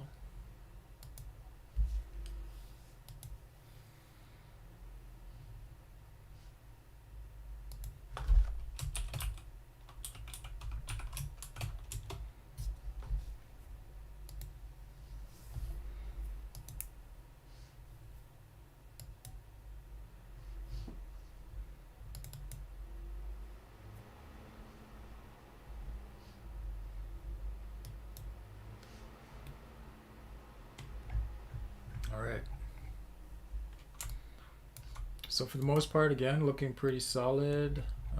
Maybe no light source.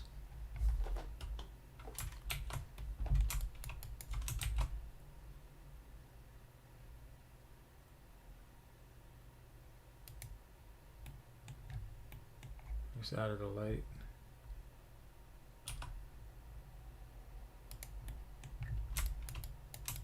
Okay, so let me take a look at this.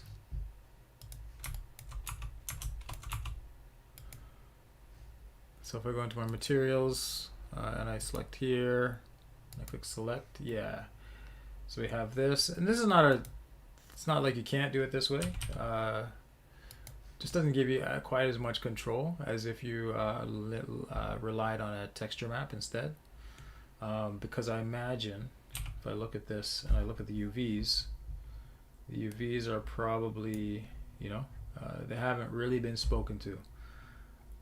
So yeah, so you're kind of stuck with whatever you get. And see how this is like not a square shape, but you're assigning a squarish patch of image to each of these shapes. That's when you're gonna run into these stretching and distortions. So what I'd strongly recommend for you is to go in and I'm just selecting some of these edges here.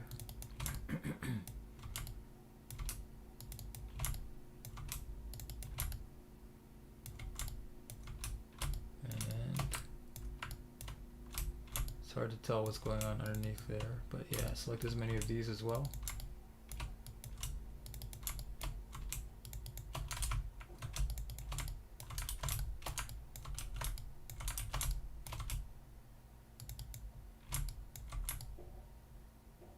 Can't tell if I got all of it, but yeah, so that's what we want to do. And then maybe get one vertical seam. We probably don't need it, but if we get that vertical seam, we mark those edges, mark seams, select all of it, and press U to unwrap. Right, we'll get a more accurate unwrap that we can take advantage of. I have some tools, extra plugins that allow me to kind of pack things better. For whatever reason, right now it's not working, but this is not optimal. Like, we ideally kind of get this all packed in more densely. I think maybe just having that vertical seam is not necessary. So if I press Control E, mark seams, and select everything and unwrap. So this is going to give me like a better result. Watch out here at the bottom, you have an N-gon. So yeah, so that's my kind of big suggestion is make sure that, you know, you have this unique shape. Once you tweak the shape, it's not a cube or a plane or whatever anymore, or a cylinder anymore, or a regular cylinder or basic cylinder. You'll want to revisit the UVs. You'll have to kind of customize the UVs. You can't rely on, you know, whatever the default was and hope that it will kind of give you the results that you need, because so none of these, they have the default UVs, but none of them have been UV'd in a specified way. So see how all the V's are exactly the same. I would expect like this part to, the height of it to change as we do this. And the other thing is, for this tower, what I would have done is, instead of having like intersecting simple elements, I would have just started with your cylinder like you have done, right? So let's start here, mesh, cylinder, tab into edit mode. I'll just scale it up 10 times. Let's get a little bit bigger. There's a lot of different ways you could approach it, but I could just basically select this, right? And I could inset that a little bit. Just move it up on Z to get that angle. Extrude up. So extruding and insetting, extrude, inset, extrude, inset, extrude, extrude again. but immediately right click and then scale it, then extrude up, then inset, extrude up,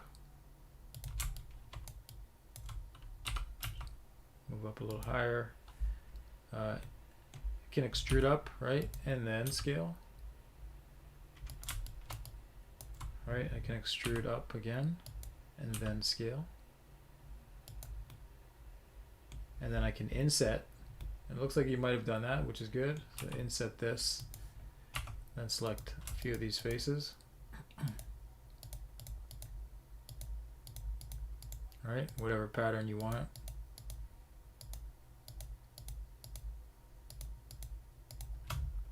Extrude those up. And then kind of go from there. And it looks like you have the right idea here. Let's take a look at how you approached it. Oh, no, so these are separated, which is fine.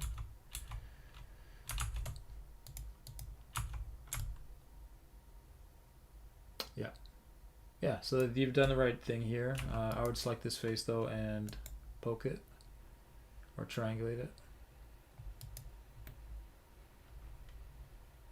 But yeah, I think you have the right idea for the most part. This window, how I would approach the window is I would go in here, cut a few edge loops like so. Select a few like so, like this, and then extrude that inwards. And then you could always select some of these edges, right? If you want to customize the shape as you've done, just scale those slightly down. All right, and that's why it's set inwards and not, you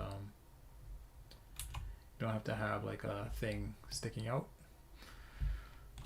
But yeah, that's how I'd approach that. And then when you're doing the UVs, then you can again just choose your edge loops wherever you want them to be. It's not completely arbitrary, but it's somewhat arbitrary, like how you approach this.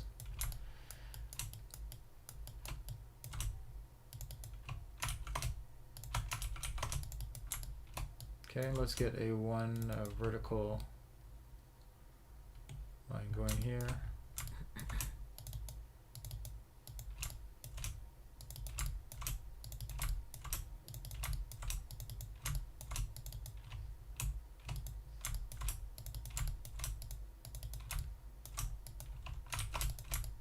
Okay, and I'd probably want to get in to these guys as well.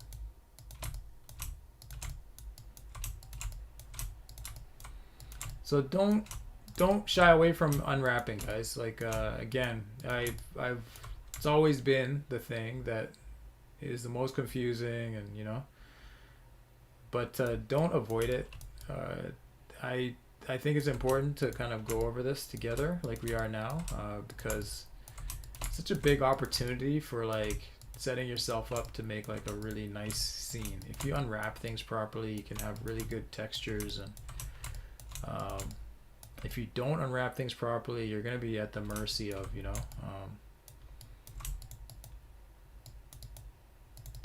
whether or not your texture happens to kind of work together with the way you've unwrapped things, and that's kind of like rolling the dice a little bit. Sometimes it'll work, but if you have like a more complex model, it probably won't. Get each of these as well.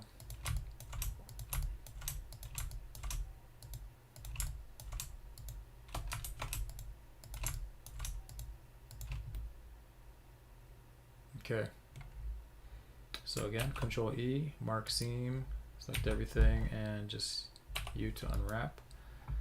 All right, so that's the kind of unwrap that you ideally will get, that you want to get. This one's not perfect. I probably would want to cut out this window.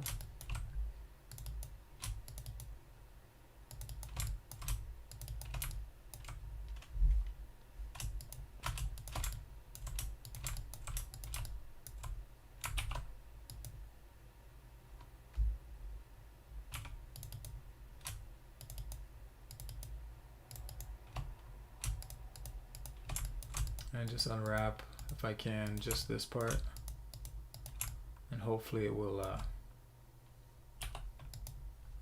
yeah, so see how I get like a nice kind of unwrap. Now if I lay down my brick texture, it should work properly.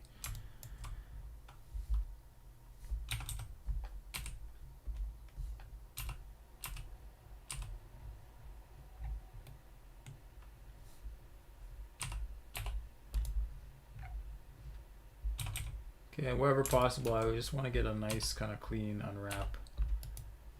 And there might be certain cases, like with a cylindrical shape like this, where the, for this particular part, instead of using a regular unwrap, I might want to do a cylinder projection, right? And if I do a cylinder projection, I'll get a better result. Right now I'm not, because the cylinder is not aligned properly.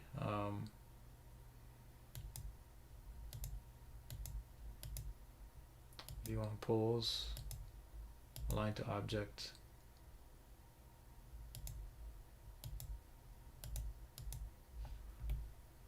Interesting. That is, I don't know why it's turning out all weird like this.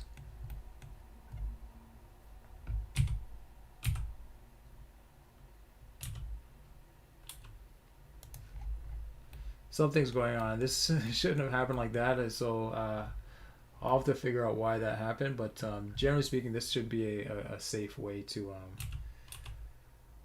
unwrap.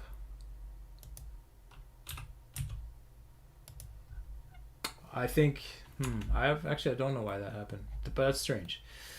But generally speaking, it'll give us like a more predictable result if we use a different kind of unwrapping approach. Unwrap is generally the best, but sometimes a cube projection or a cylinder or spherical projection will do the trick.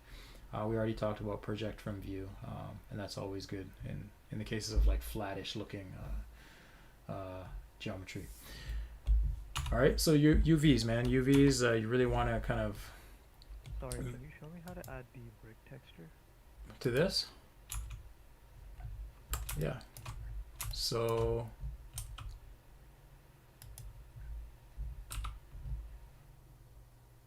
Yes. So what I'll do, I don't know how to scale this to the bounds. I don't know if there's a easy option for that.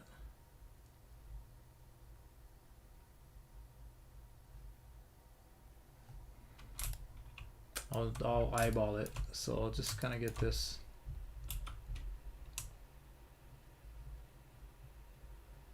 Here. I'll change my pivot mode to 2D cursor, which is right there at the bottom left. I'll scale on the X until it aligns here. And I'll scale on Y till it aligns here. And then I'm going to go add a texture. So I'll add a new material. And for the base color of that material, I'll use an image texture. And you're already going to have that texture in your scene here, which is the tower texture, which is this. So if I were to visualize that, it would look something like that. But it looks like the texture is compressed. So it's not really optimal. How did you use it here? There are two textures for that. The brick one. There's two different ones?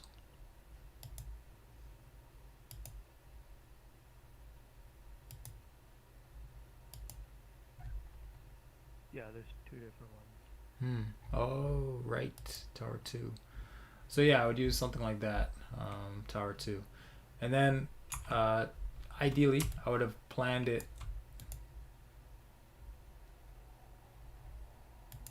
in a way where it makes more sense, right? But maybe I have to make this twice as big horizontally for the texture to look correct. but I also want it to hook up. So I want my texture here, I want it to be fully tileable. So remember last year we made those tiling textures. See here, I can look at this and I can tell it's not properly tiling because the edge here should hook up perfectly to the edge here. And that way, if I were to kind of have my texture here, if my, so this is one seam on my UVs. Right, so this is the seam, right? So we can picture this cut. This is going to be the border here and the border here. Ideally, when this meets itself, it will kind of have the corresponding texture on the other side. What I can see is happening is that it's there, but it's not fully hooking up properly. So for that, you'd want to let's take this texture, image, save as, desktop, tower 2, sure. Let's open this in Photoshop.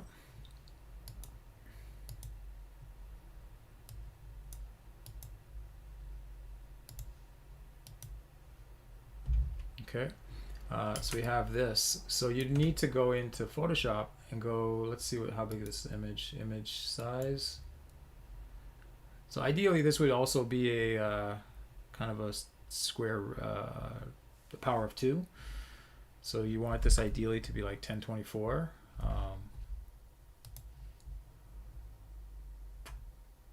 So what I'll do is just go to image size. I'll just actually change it to 1024. I'll resample it. Okay, and then the next thing you'll do is you want to go to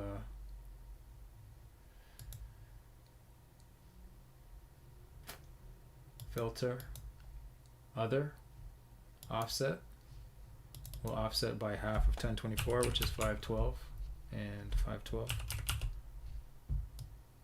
Okay, and so we can kind of clearly see the issue that we're going to run into, which is that it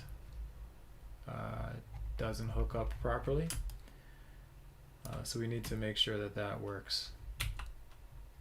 And that's our big problem. Oops.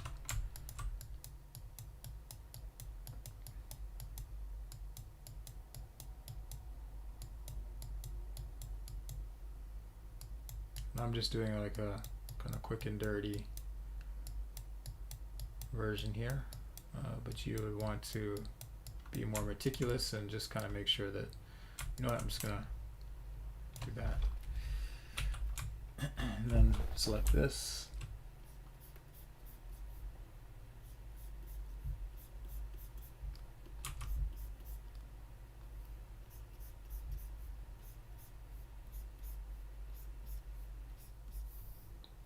Right, and then kind of just go into here and just make sure that this all works properly.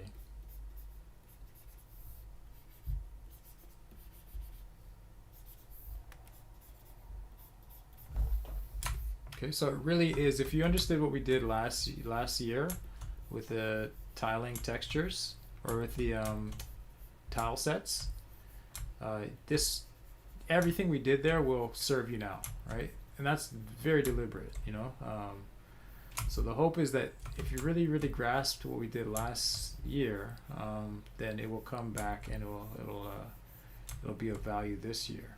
And if you didn't, now's the time to really get strong with like making tiling textures, because it's going to be, especially in game development, it is so important to have really the ability to make really good tiling textures. And tiling just basically means it hooks up to itself. It's like you can kind of lay them down next to each other and cover a large area with one texture with no discernible kind of like obvious seams.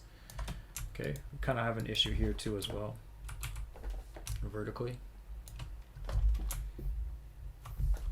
But again, this is kind of like, it's just in the textures that you make at the outset, you just want to make sure that they're curated or kind of created properly. Okay, and this is, you have that opportunity. You can go in, you can add your flourishes, right? Your dust, your grunge, or whatever. just kind of make it all better, but you're not limited. This is the huge opportunity part. Making good textures is like can make or break, you know, your scene, your texture usage. So don't skimp on that part. That's really important. So as you guys make assets for your games, make sure that you don't kind of just gloss over that part. You know, the model is important, but you can make a great model look really bad with bad textures, and you can make a really bad model look great with good textures. So I'm gonna basically select this. Okay, so now it's gonna work better, or at least it should. Yeah, it works better.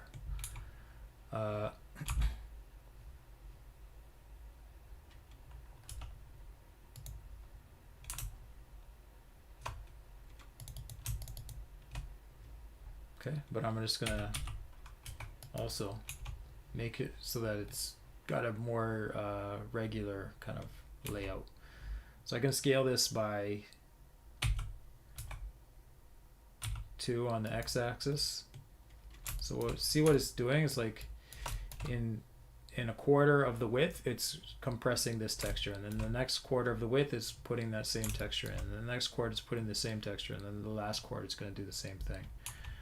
And that way I get kind of like a more reasonable looking texture here than what we have here, right, where we have more distortion. And I do need to kind of make sure that the rest of the tower is unwrapped in a similarly appropriate way. So let's just go unwrap here. If I just do a regular unwrap. So it's not smart, right? It doesn't know what I'm looking for. So I actually have to rotate this 90 degrees.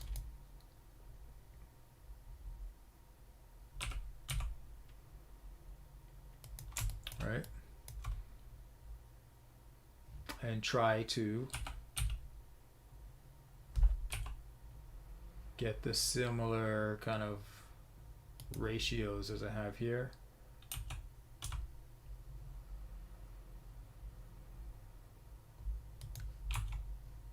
Right, and ideally get it so that it hooks up to itself as well. So that's kind of the idea. That's how I would approach it.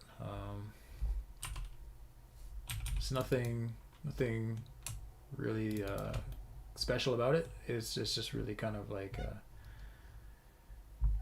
attention to detail, taking your time. So taking a texture like this and turning it into a strip is important. UV layout. I think we have some tools. So text tools. If you get text tools, I can share a link for this. I believe it has some options that we can take advantage of.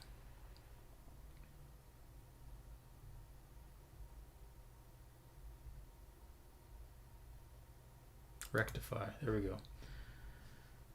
So it'll take that and it'll basically lay it out the way I need.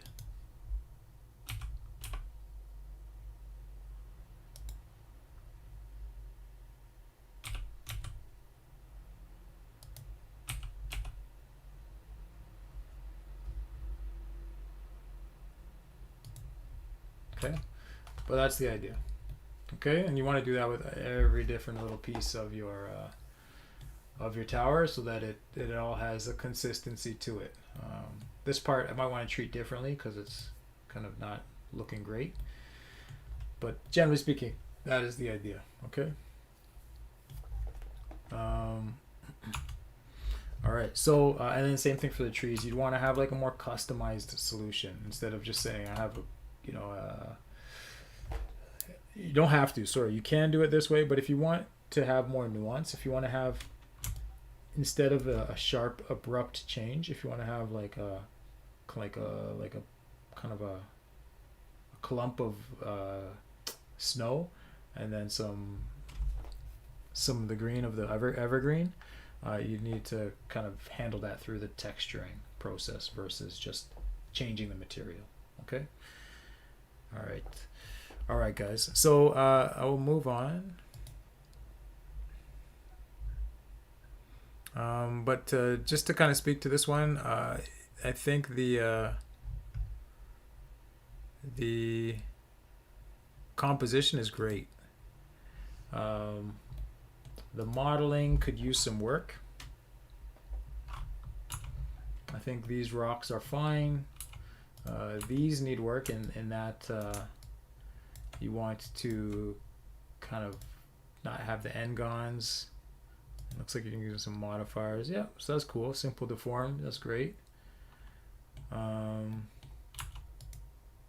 Your UVs in particular, I think, need a lot of work. Okay, so you need to really work on those UVs and turn that into a strength, because it looks like you're just like using the default UVs, and that's not going to serve you well. It's going to see how you've extruded here, but you've never unwrapped. So you have, look, you can see the what you have. Like, if you've had some texture here, it's just going to stretch. It's going to be like a vertical streak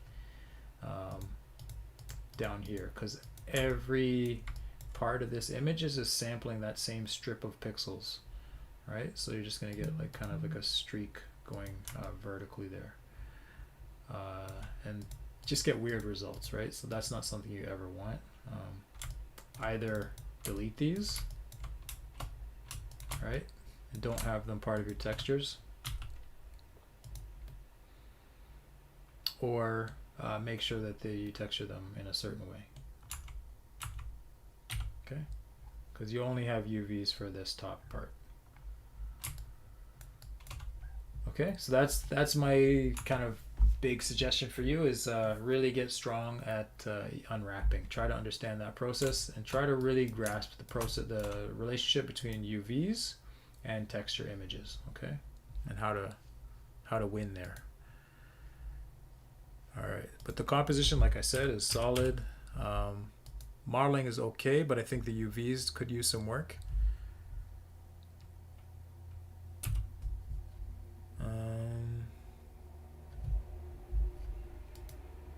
Texture usage, not bad. You have some textures, but I think like problematic in certain ways, like the compression and stretching, and not, I mean, it's just kind of impacted by the UVs, but not bad textures to start with.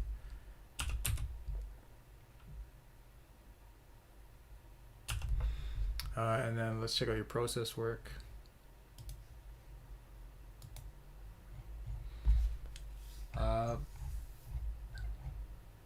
And you have audio. I'm just listening to it. So audio is super appropriate. That would be great.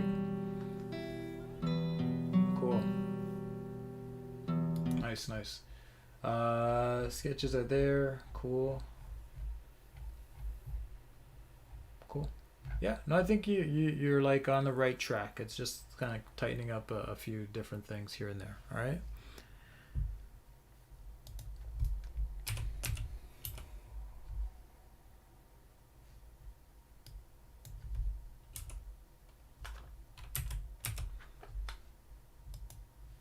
Okay. All right. So we have time for one or two more. It looks like. Let's see what we got next. Next up is Cody Jensen.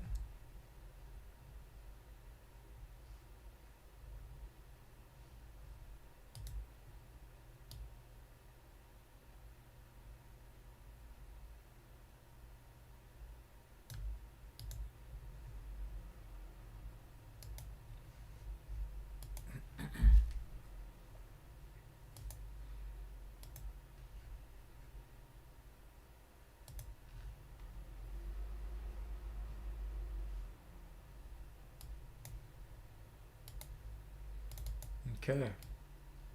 All right. So this is interesting. So we got a ball. Looks like some kind of like super futuristic ball. I like the design of it. My thing, I like it. I like the composition. I think it looks solid. Just a few things is like the faceting on the ground. I don't think it's like horrible, but I'm not a huge fan of it. I think if this was a triangulated floor, it might be a little bit better with the faceting. But if you're going to triangulate it, make sure you don't have long, thin strips of polygons. Make sure that they're more squarish in shape before you triangulate. Otherwise, you're gonna get long, skinny triangles, and it's just gonna look weird. But other than that, I like the composition. I like the framing. I like, you know, the simplicity of it, the symmetry of it, the colors. We see these, right? We see the ball. We kind of see the hoop. Simple. I think it's simple, effective. I think you're got the right idea. I think you'd work with lights maybe better to better vignette or spotlight this the action here. I might suggest playing with the post-process stack that's in Sketchfab, just to maybe add a vignette, or you know, or use a spotlight potentially. So work with the lighting lighting settings to get more of a spotlight here just on the action. Get some nice shadows. You have a directional light, looks like happening here, which gives you some interesting shadow shapes. But I think you could make something even more effective. But overall, I think it's solid. I want to know more of the story. I kind of want to understand what's happening. I'm just gonna hit 5 here to look at the geometry. The modeling of it looks pretty solid. Small suggestion: I just I put 2 triangles here, so I just connected this edge to this, or this point to this point.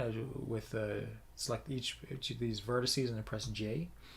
You'll get a nice sharp transition here, which I think you need here, here, here, at any of these other junctures as well.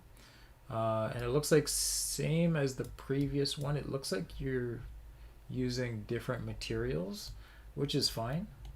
I think a more elegant way to kind of tie it down would be best. So maybe you select this, and then select this one last, and then press M to merge at the last point, so you get a nice sharp triangle. I think the way it ends here feels abrupt, and I think you know, you could find a better way. So let's actually take a look at this in Blender. But beyond that, I think the modeling looks fairly solid. 1, 2, 3, 4. This is a quad. It's kind of an awkward kind of shape and choice here, but I mean, I think it works. This ground, I think, could use some work. It's kind of weird how the polygons are bunched up together. Sparse here, but bunched together here.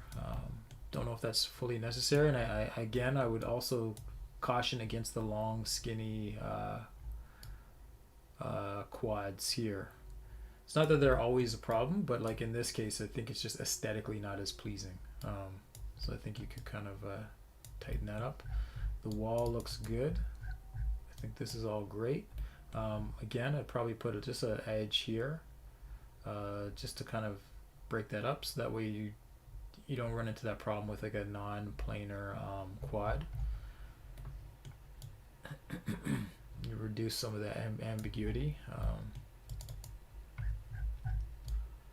And yeah, I think this is solid stuff. Really good start. I think you get the idea. You understand the texturing process. It looks like, yeah, good. So let's take a look in Blender.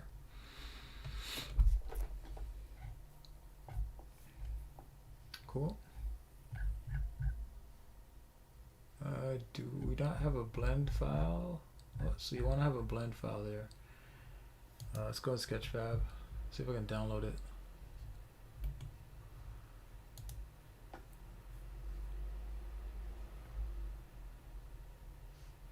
And if you run into the problem, guys, where you cannot, you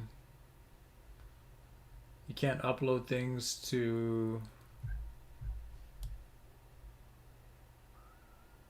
If you get into the problem where you can't upload, you don't have enough bandwidth to upload to, or enough storage space to upload to Canvas anymore, you can host these files on a Google Drive or something like that, and then just share a link. And that way, if you feel like, you know, worried about classmates or something downloading your work, then that kind of also protects you that way too. I don't have any way to really grab this, so that's a bit of a problem. You want to make sure that I can access this and download it. So if you haven't, if you could make sure that I have access to the blend file. It's possible.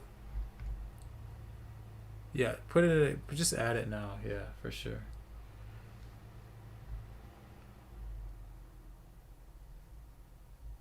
Okay, Cody. Let's see if I caught that in time. No, missed it.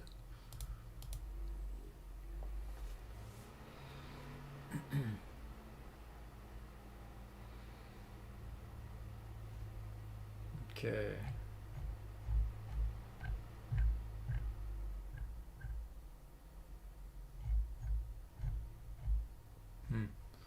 So it looks like it's gonna. It's weird. I don't see it. I see the update, but I don't see the blend file. Yeah. I'll have to kind of loop back. But beyond that, I think the planning looks solid. I'd have to go and kind of break it down. Like, so this is a game idea. Cool. So I like the thought that you're putting into it. I would really like to see how you textured it. And it might just be taking a moment to upload.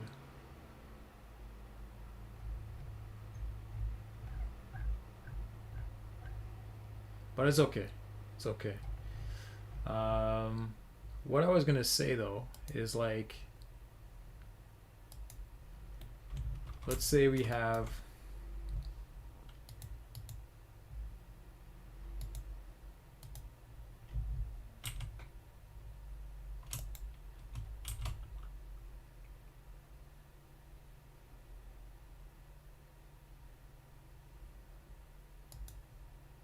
we start with an icosphere.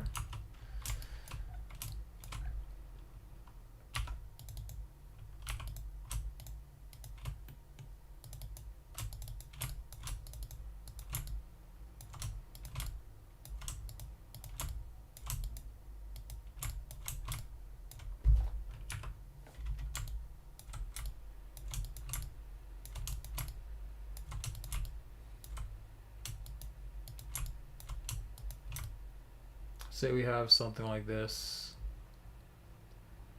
and then we just beveled that, right? A couple times, like so. And then say we have this, and we extruded that inwards a little bit, and let's set this to individual origins. Scale each of those individual origins down. We want sometimes a nice way to kind of close this off. So say here,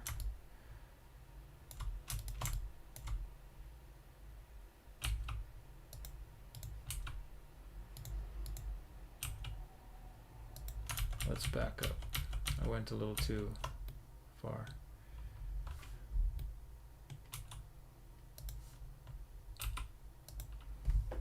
I'm gonna inset this. So I guess I'm suggesting here is that we try to get something like this, where you have a bit more of a kind of like a clean end to this shape. So let's go here. Let's I'll merge these at center. All right, so you kind of have a nicer kind of shape here. We don't have this weird, awkward kind of abrupt end. So if I were to have like a material on this, new material, and I had another material, but I only have it on these faces. I'll make a new one here. Let's make it emissive. And not forget to assign it. then we can have like a nicer presentation, right? So it kind of like looks a little bit nicer. That's my only suggestion. So like try to get it like, you know, you have like a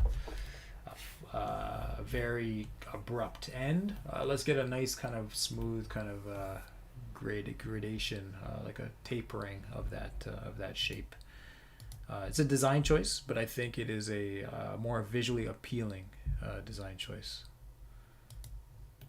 Okay, and then for triangulate, again, we talked about it, so I don't know if I have to kind of talk about it again, but when do I have more stuff in the scene? Yeah, so when you know, sometimes it's helpful to have that triangulate. Oh, this is triangulated already, so I'm good. But for your ground,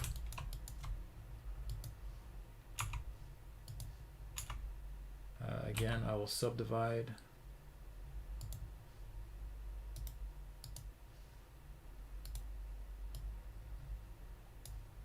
So the issue that I had with yours is you had like these.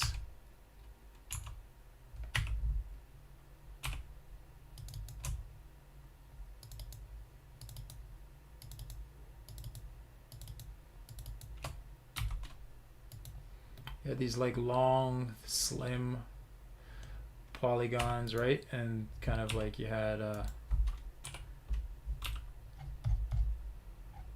this shape. Again, it's just not very visually appealing.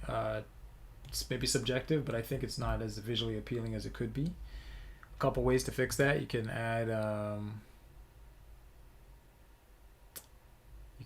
a triangulate, right? But even still, see how we have these long, slim polygons? It's still not that visually appealing. I think it would be better to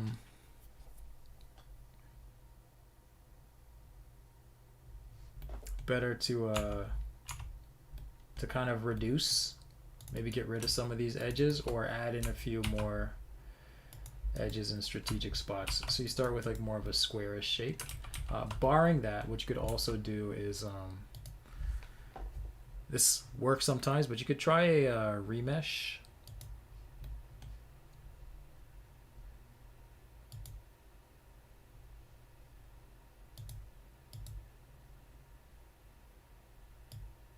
And this has changed from what I remember, and I just busted it. Yeah, if you change the voxel size too high, it. Anyways, the other thing you could try is the decimate as well. The decimate can sometimes give you some more regular sized triangles. Not always, but. Or regular sized polygons.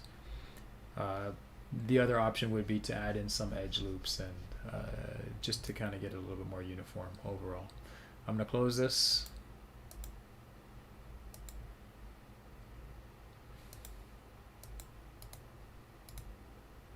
There we go. Yeah, I asked it to do too much. I know. I know.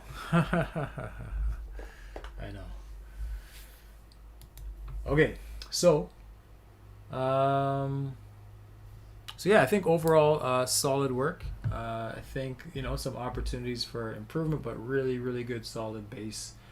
One huge thing is your textile density here.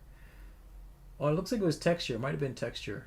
I'm not sure, but your textile density could be better. So you could basically make better use of your square UV space by making your UV islands larger. So you can put one of these inside of one of these, like you can nest them inside, right? But you want to just eliminate as much of this unused space as possible, just to kind of really get the most bang for your buck, right? When texturing. But beyond that, I think it's good. Okay. This composition's strong. The modeling is solid at this stage.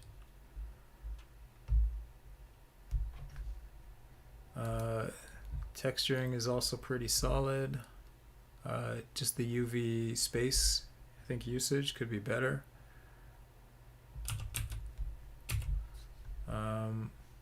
And then the process work looks pretty good. Probably do a little more, like maybe more sketches, more references. But I think for the most part, you've done a good job here. I think it's pretty good. All right, good work overall. All right, so next we have Mark. Okay.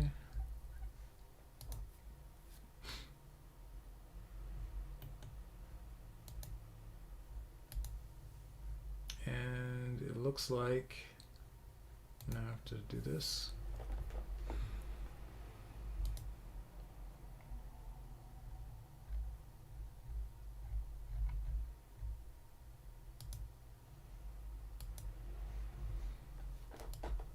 Okay, so good. Like right off the bat, like it's very clear where our point of emphasis is. Like, you know, you've used the elements and principles of design effectively, and I regret not using that kind of language in the earlier submissions. But again, it's all the same stuff. It's all kind of really having control over the things like contrast, like the things like harmony. How do we use color? How do we use shape? You know, how do we use form?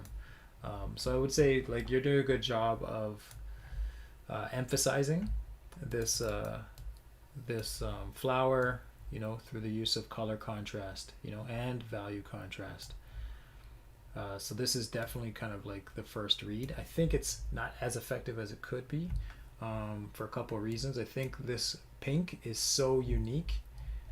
It feels like bit too much of an outliner. I think you want to introduce maybe a subtle hints of that pink elsewhere where you can. Maybe some smaller, duller flowers outside the light, right? So they're not getting like that full light.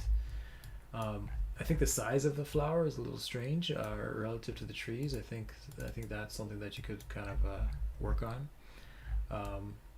Similar note to what I said to other people. It's not a deal breaker or anything like that, but I think a triangulation modifier on the ground I think would be effective. You could probably go lower res than you have, or set the shading on it to smooth. But I think if you want to have this low poly kind of blocky tree look, you probably want to reflect that in the ground. So maybe too many subdivisions. I think these polygons are too small relative to what we see here, right? So I'd make these, I would have less subdivisions and triangulate it so that we're seeing, because what's happening in terms of elements and principles of design, we're seeing harmonious colors, so not a lot of change in color. We maybe see some slight changes in value, but we're also picking up these shapes, right? So what shape are we seeing? We're seeing triangles.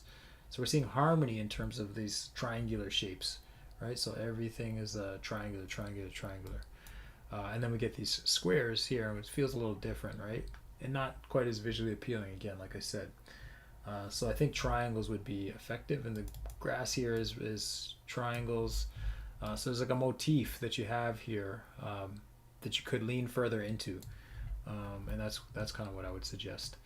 For your flower, I'd probably taper it more, and maybe have some leaves coming off or something like that. And I would try to find a way to retain the triangular motif within the flower, right? So what does that mean? How can we have triangles here? How can I have like more obvious triangles? Can I, instead of these curves, can it be triangular? Maybe it's curves, and that's kind of also the unique thing. It doesn't have that same that shape language as everything else, which also helps to set it apart. I'd also take your spotlight, make it the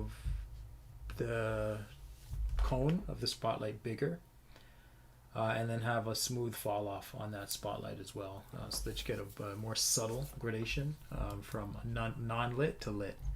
And I think that would also further enhance this image. And I'd pull it back, maybe even let some of these edges of the trees get some of that light. So we get this nice sense of like within this area everything's lit, and then it kind of gradually gets unlit. And these are also dark, they start to blend into the background, right, which is good. You get that that harmonious element. I just think that it's not as well overall integrated as it could be. This feels like a almost feels too unique, if that's a thing, relative to everything else. So you have the right idea, but I think the execution could be just a little stronger. All right, but overall, I think it's solid. Let's take a look at the topology. All right, so these leaves look fine. Yep. Just it's not a modeling thing per se, but just a shape thing, a design thing. Is again, I would definitely taper that that stem. Yeah, it's all pretty simple. Oh, interesting. So these are more subdivided than they need to be. Like you have these extra subdivisions that don't serve any purpose. I would get rid of them. Like you don't need them. These big triangles are all you need. Keep your poly count lower. Yeah, and the other thing I'd say is it's good to reuse an element, this tree in this case, but I'd find ways to maybe make the variety bigger. So like have a bigger orb on one or a smaller one, or a different arrangement. So mix it up a little bit so they're not all like so similar. It looks like you've rotated each one, or no? Yeah, even rotate them, tilt them on an angle. Make some bigger, some smaller. Yeah, mix it up. And then last thing, like I said, I'd probably find ways to put some of these pink in other parts of your scene as well. And very, very last thing, if you have like a alpha transparency gradation on this ground, I think that would be a better border than what you have. Okay. So a few things, but definitely, again, I think you're on the right track. Let's try to see what you have here. So this is this process, like this is something you made? Because that's also pretty cool. Actually, I like this flower design probably a little bit better. I don't know if this is yours or if this is reference. But it's cool. I like it. You know what? You could probably even lean into this even more, these references, where it's just like everything else is really dark. Everything else is just like dark, dark, dark. Very harmonious, and all you see is that flower. You're almost there, but I think you're kind of in the middle, maybe of where you want to go, and where I was suggesting you could go, but I would find that balance and kind of maybe, or not balance, but find like focus more on leaning one way or the other. But overall, solid stuff. A good start. Some of the UVing and texturing could be a little stronger. This looks a little simplistic, but it seems like you have the right idea. I can't tell what this is. Oh, I guess this is the tree trunk. So the unwrap on this looks problematic. It looks like it's not unwrapped properly. It looks like you did not kind of customize where your seams are and then just unwrap. And then another bigger problem is that you have this overlapping. The islands are overlapping. So I noticed this. If you're wondering why on your trees you have some brown. My computer, man, what's going on?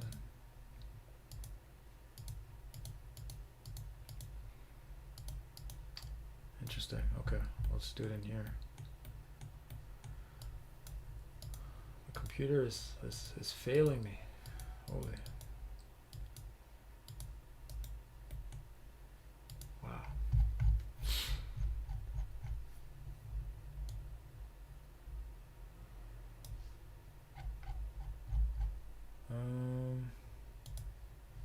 What? Oops, sorry. I do not understand what's happening here, guys. Yeah. I apologize. Oh, here we go. But yeah, I can't go full screen on this, and I cannot.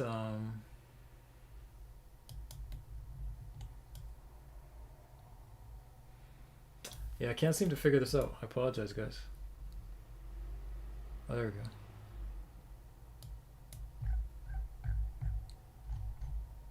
Yeah, so if you're wondering why you have this brown streak on your trees, it's because the UVs for the tree are overlapping the UVs for the leaves, and because you're painting it brown, the leaves are kind of catching that. So make sure that you have a unique space on your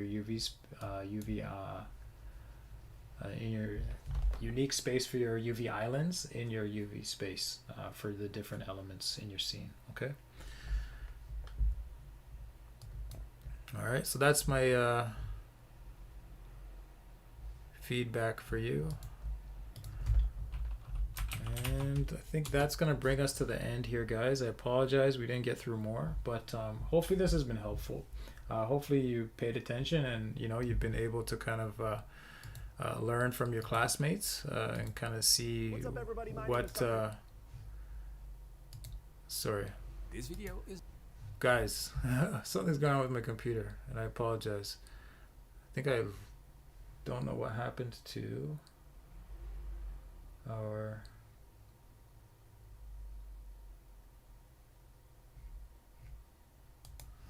okay, here we go.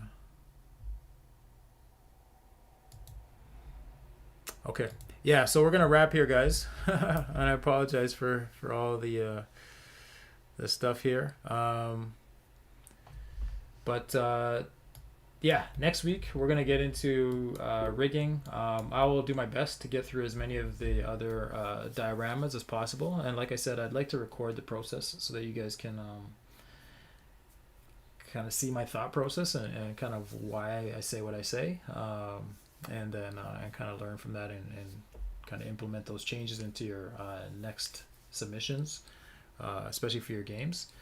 And beyond that, I think you guys are all like on the right track. It's just kind of still learning, so don't worry about that. Just kind of keep growing, keep being prepared to take some chances and make some mistakes. That's totally acceptable and expected at this point. All I ask is you guys kind of participate fully, do your best, and kind of go from there. So nothing to worry about this week. No weekly activities. You can kind of take a break. I'll see you guys this evening for GDW, and then yeah, I'll see you guys next week. All right. Take care, guys. Gavin, before you go, Yes. Do you know when the marks are going to be released for this? So I marked. Who is that? Is that somebody who I already graded? So I'll check. I'll check to see if it's. That's Jonah talking. Jonah Reeves. Okay, so basically, I've given you an assessment. I'll just check to see if it's whether or not it's released. If it should be released right away. If it's not, I'll fix it. Oh, okay, thank you. Okay, no problem.